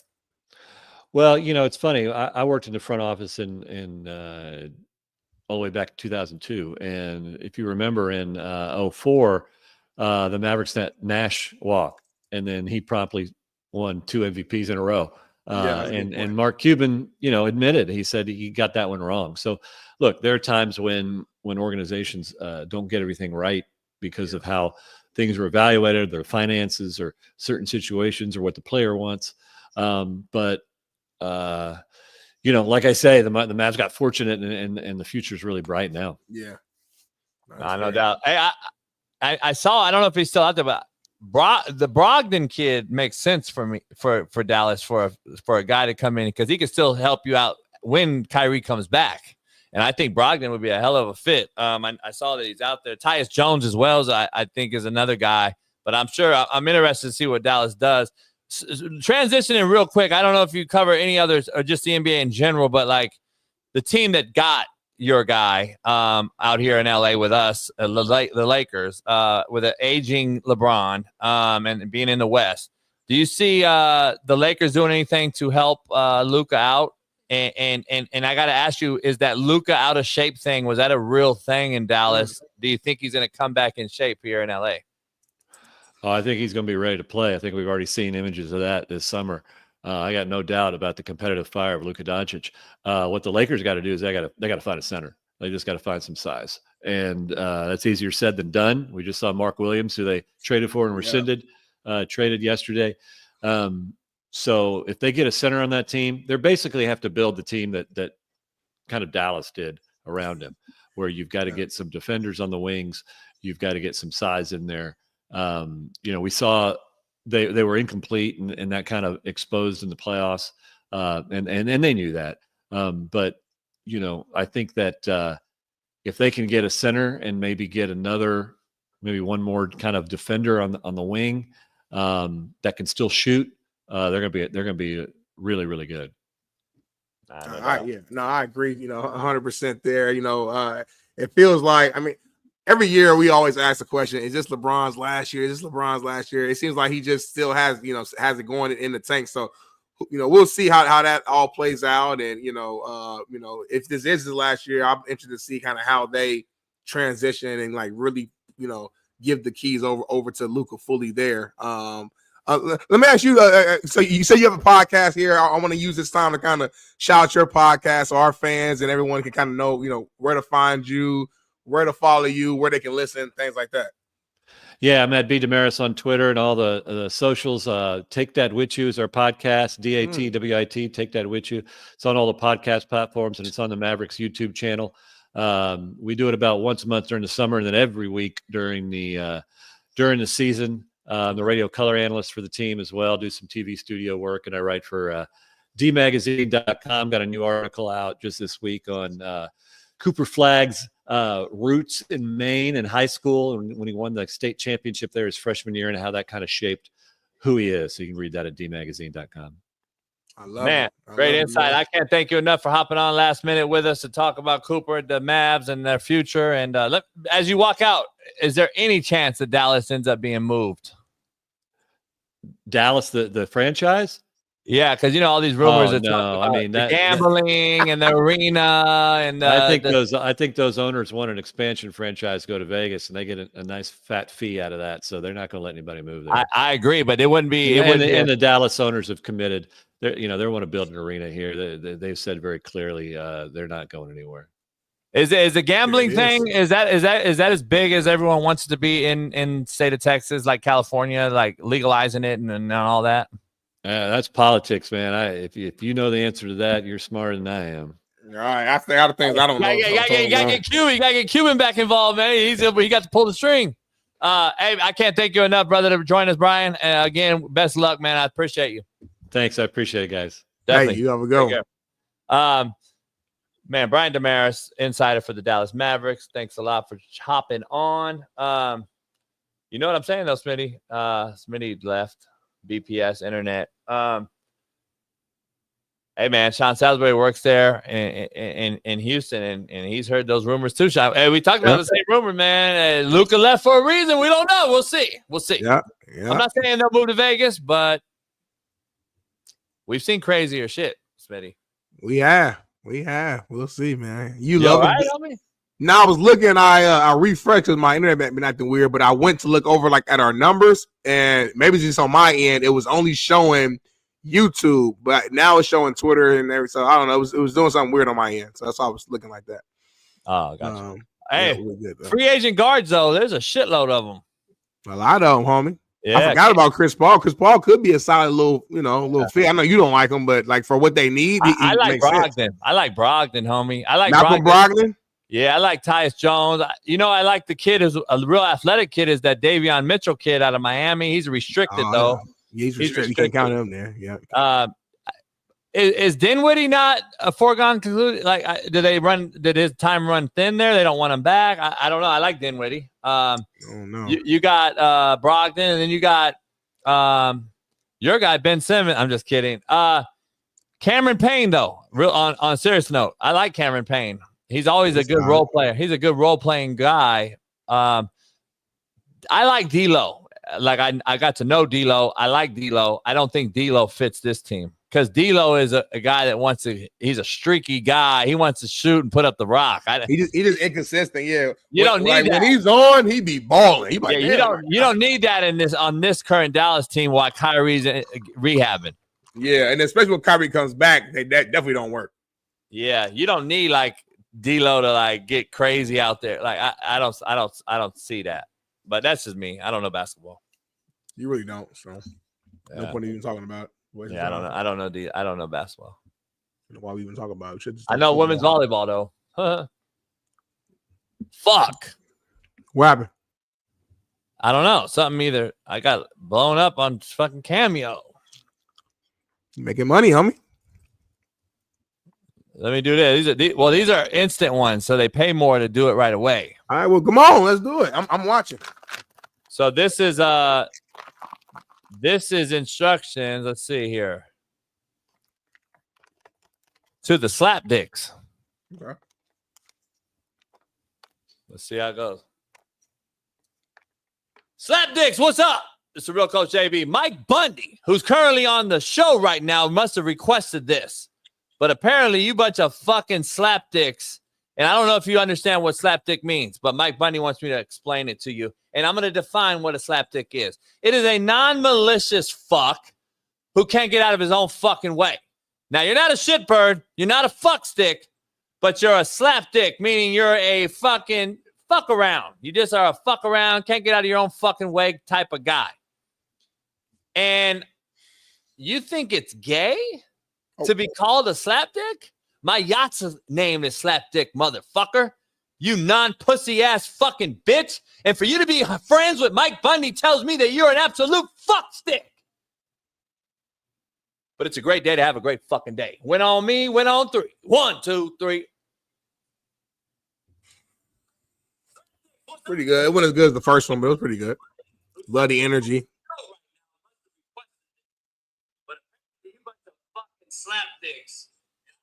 We'll go with it. I got another one just now. Well, we can't do it all. We got a show to finish up. So either finish the show early or we're going to stay focused on this show. You get 2 max on this show. There's one more. That's the last one. Give me 3 today, will you? You pissing me off. All right. Dominic Kelly. What up, man? Robert Kelly, your dad, hit me up, wanted me to reach out to you. I know you play at the University of Georgia, and you're a cornerback. Bailey, look him up. Make sure it's real. Apparently, you need a pep talk about staying focused on your goals and playing at the next level. Hopefully, the next level is the NFL, son, and it's not transferring to another fucking school. So make sure that you understand you should be the first one in, the last one to leave. And understand, winners, fuck the prom queen. Losers, jack off. Which one are you? And remember, man, this is a results-oriented business. Life we live. You either win at it or you don't. There ain't no gray area. So graduate or you don't. There ain't no gray area. And you either make it to the fucking NFL or you don't. There ain't no gray area. You're at the University of Georgia, son. There ain't no gray area. You're a Bulldog, so go get drafted because you got it right in front of you. So real Coach AB. Win on me, win on 3. 1, 2, 3. I don't like how you're looking at me on the show doing it. But that's how you do it. Added pressure. This ain't no fucking Eagle and Crow, homie. This is straight off the dome live doing a cameo. I don't need no fucking book to read, homie. Shit. And I'm holding a fucking cigar, drinking a 50 yak. Don't get it fucked up. Dominique is really at Georgia. It checks out. Really? Yep. 6'1" corner. Yeah, I get real guys that want to be motivated. Like, I don't get a guy at Ball State. I get a guy from Georgia. Whoa. Shut out with that. What? Don't bring up my school for nothing. I mean, I've had the whole Cincinnati Bengals team request me. And we did. I think we did that live on the show, didn't we? You want a cookie, homie? That shit don't fascinate me, homie. I don't care about who you know. That don't do nothing for me. I don't care who know you. Good luck to you, though, son. Don't fascinate me, homie. Oh, his pops is in the chat, he said. Shout out to you, Pop. Shout out to Robert you, Pop. Kelly's his dad. Hey, shout out to your son. Be the next Champ Bailey. Shit. Go be the next Champ Bailey, homie. Might as well. Next Prime. Is Prime coaching this year? Has anyone heard an update on his health? I know Michael Irvin did a thing. I know. He was crying and everything. I hope he all right. Have you heard? I really haven't. I haven't seen, Mike is not really in the studio right now. Probably not till football season. So, Bailey, have you heard? Has anybody heard about Deion Sanders and is he update on anything? Nobody heard, man. We'll bring it up once we have more. So, what you got planned for today, man? You cooking? No, I'm going to Arizona. So you really going to Arizona? I thought you was playing around. Now I got to do unpaved. I might just have to do unpaved on the road because I got to get going. Why are you going to Arizona? Check out a couple properties. You're not buying those houses. Stop, homie. So you're going to go to Arizona, look at 3 houses, and drive back. So that's 8. That's 8 hours. So your day is over. Oh, yeah? You ain't listening. No, I'm listening. Ruben said that Ricardo has been talking shit the whole show. He's a little bitch. It's okay. Let them talk trash, bro. That's why they pay. Look at him. That's not him. That's why they pay, homie. Huh? That's why they pay to talk shit. Hey, Ruben said he's in Long Beach. Where you at, homie? Who? Ruben talking to Ricardo. Ruben, I guess Ricardo got beef with Ruben or something. Oh, okay. Ruben can't be fighting because you told me Ruben was sick. So if that's the case, he shouldn't be fighting. Ruben said he ain't gonna fight. He gonna pull out. He don't do that no more. He do it now. Look at 52. Ruben can't walk or move. But he met your house at 4 a.m. He drove. He said he can't walk or move. He can't move on me. He drives on that thing. You know the shifter, the fucking the one that has no legs driving the car. Yeah. Look at Ruben. He can move. Ash, man, over harassing the people. Ruben got that Eddie. Eddie has gifted like 20 memberships, but he's doing it one by one. But he's done like 20 of them today. So shout out to Eddie. Hey, Allen knows more than most about this recruiting business. That's what he does. And that's an interesting comment right there by Allen. That's what Allen do. So I'm just saying, I don't know, homie. Listen, we wish Colorado the best. We wish Coach Prom the best. Health-wise, it's bigger than football right now. So I hope he's okay. And we'll wait until we hear more. That's all we're going to do with that. We're not talking nothing else about that. So, Ricardo, you're not even a member. If you got 5 minutes, are we going to go ahead and block you? Nah, I'll just block him right now. All right, cool. He's gone. He's a bitch. Joe Core, man, hope you have a great birthday, my guy. Is it his birthday? Don't check the weather out. You know what I mean? Like, just relax, take the off day. Forget the weather for the day. Eddie, fuck, man. Eddie, you call in and you're fucking got worse internet than Smitty, homie. God damn. That's hard to do. My internet sucks. Joe, you're just 49, huh? You a youngster. He said, give you guys a little hood tour. You give us a hood. We've got enough hood tours, homie. Right. He will show the same signs he always buy every single time. I'm kind of tired, homie. I got to run errands. Man. I'm like tired in my chest. I feel it in my chest. You ever be tired right here? What you doing, homie? Is that a dildo? What are you playing with right now, homie? You on some weird shit. You be doing weird shit. Why would you say this is a dildo? That is gay, homie. I'm gonna be real. Like, for you to think that right out the gate.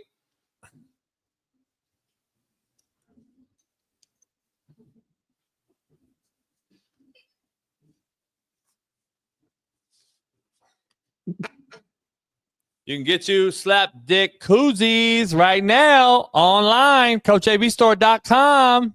Go grab you some. Look at that shit, homie. That's the skinny can one. You got that gay beer, Ruben? Throw me that gay beer can. So I'm going to show you.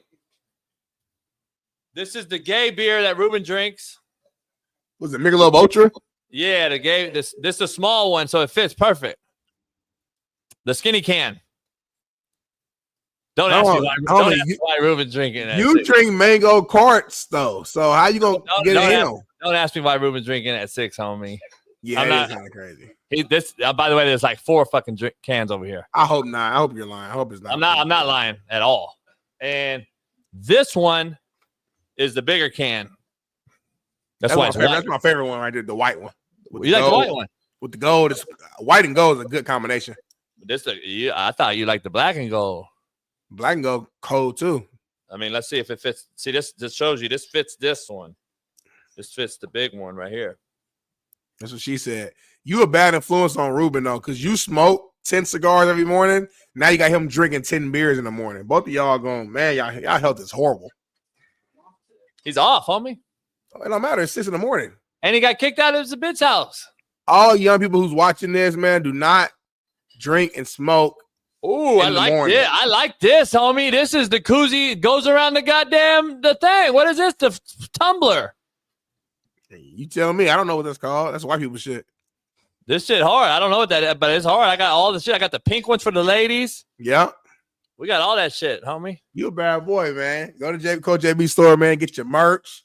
Get your items. By the way, alcohol does not make you age rapidly, Coach Rogue. It does. It's horrible for your liver. It's horrible for your kidneys. It'll kill you. Yeah, I've been drinking since kill you. I've been drinking since I came out the womb, and I look younger as I get older. So whatever it's doing for me, it's fucking doing unbelievable shit. Killing your liver slowly. But Ryan Comiskey said, I haven't had a drink in years. I'm an alcoholic. I can't just have a few. Well, that's a you problem. You're a fucking degenerate. I respect that, Ryan. No, I respect it, though. He knows we don't know. You are an alcoholic, though, Jason. I'm not alcoholic. Ryan will tell you what alcoholic is. Alcoholic means you wake up in the morning and start drinking instead of like water or coffee or anything like that. So Ruben then. No, Ruben had coffee and shit already. He had black tea. He drinks black tea, so he's super healthy.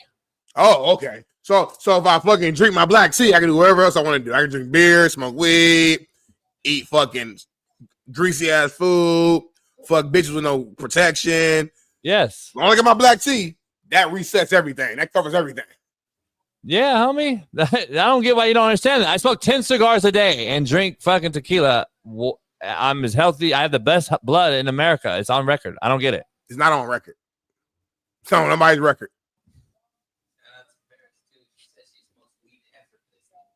Oh, Ruben said, Paris, shout out. She says she smokes weed effortlessly, like T-Mac shooting a hoop. And then she said weed. She said weed is from the earth. But not the vape pen. It's not. We've learned a lot about Paris the last few weeks. Listen, y'all, it's 9:02. Yeah, you gotta go. I gotta go to Arizona. I gotta go to Arizona. So we appreciate y'all so much, man. Tomorrow's pregame Friday. Crazy topics, big time guests, and JB in the show. Fuck Ukraine and Zelensky, Joe. I don't give a fuck if he wears a tie. He's a bitch. All your money went to Zelensky, Joe. You could have been fucking telling Smitty about the goddamn tornado that hit Naptown, but you worried about Zelensky, homie. We'll see you tomorrow. It's Free Game Friday. Fuck your birthday. Peace.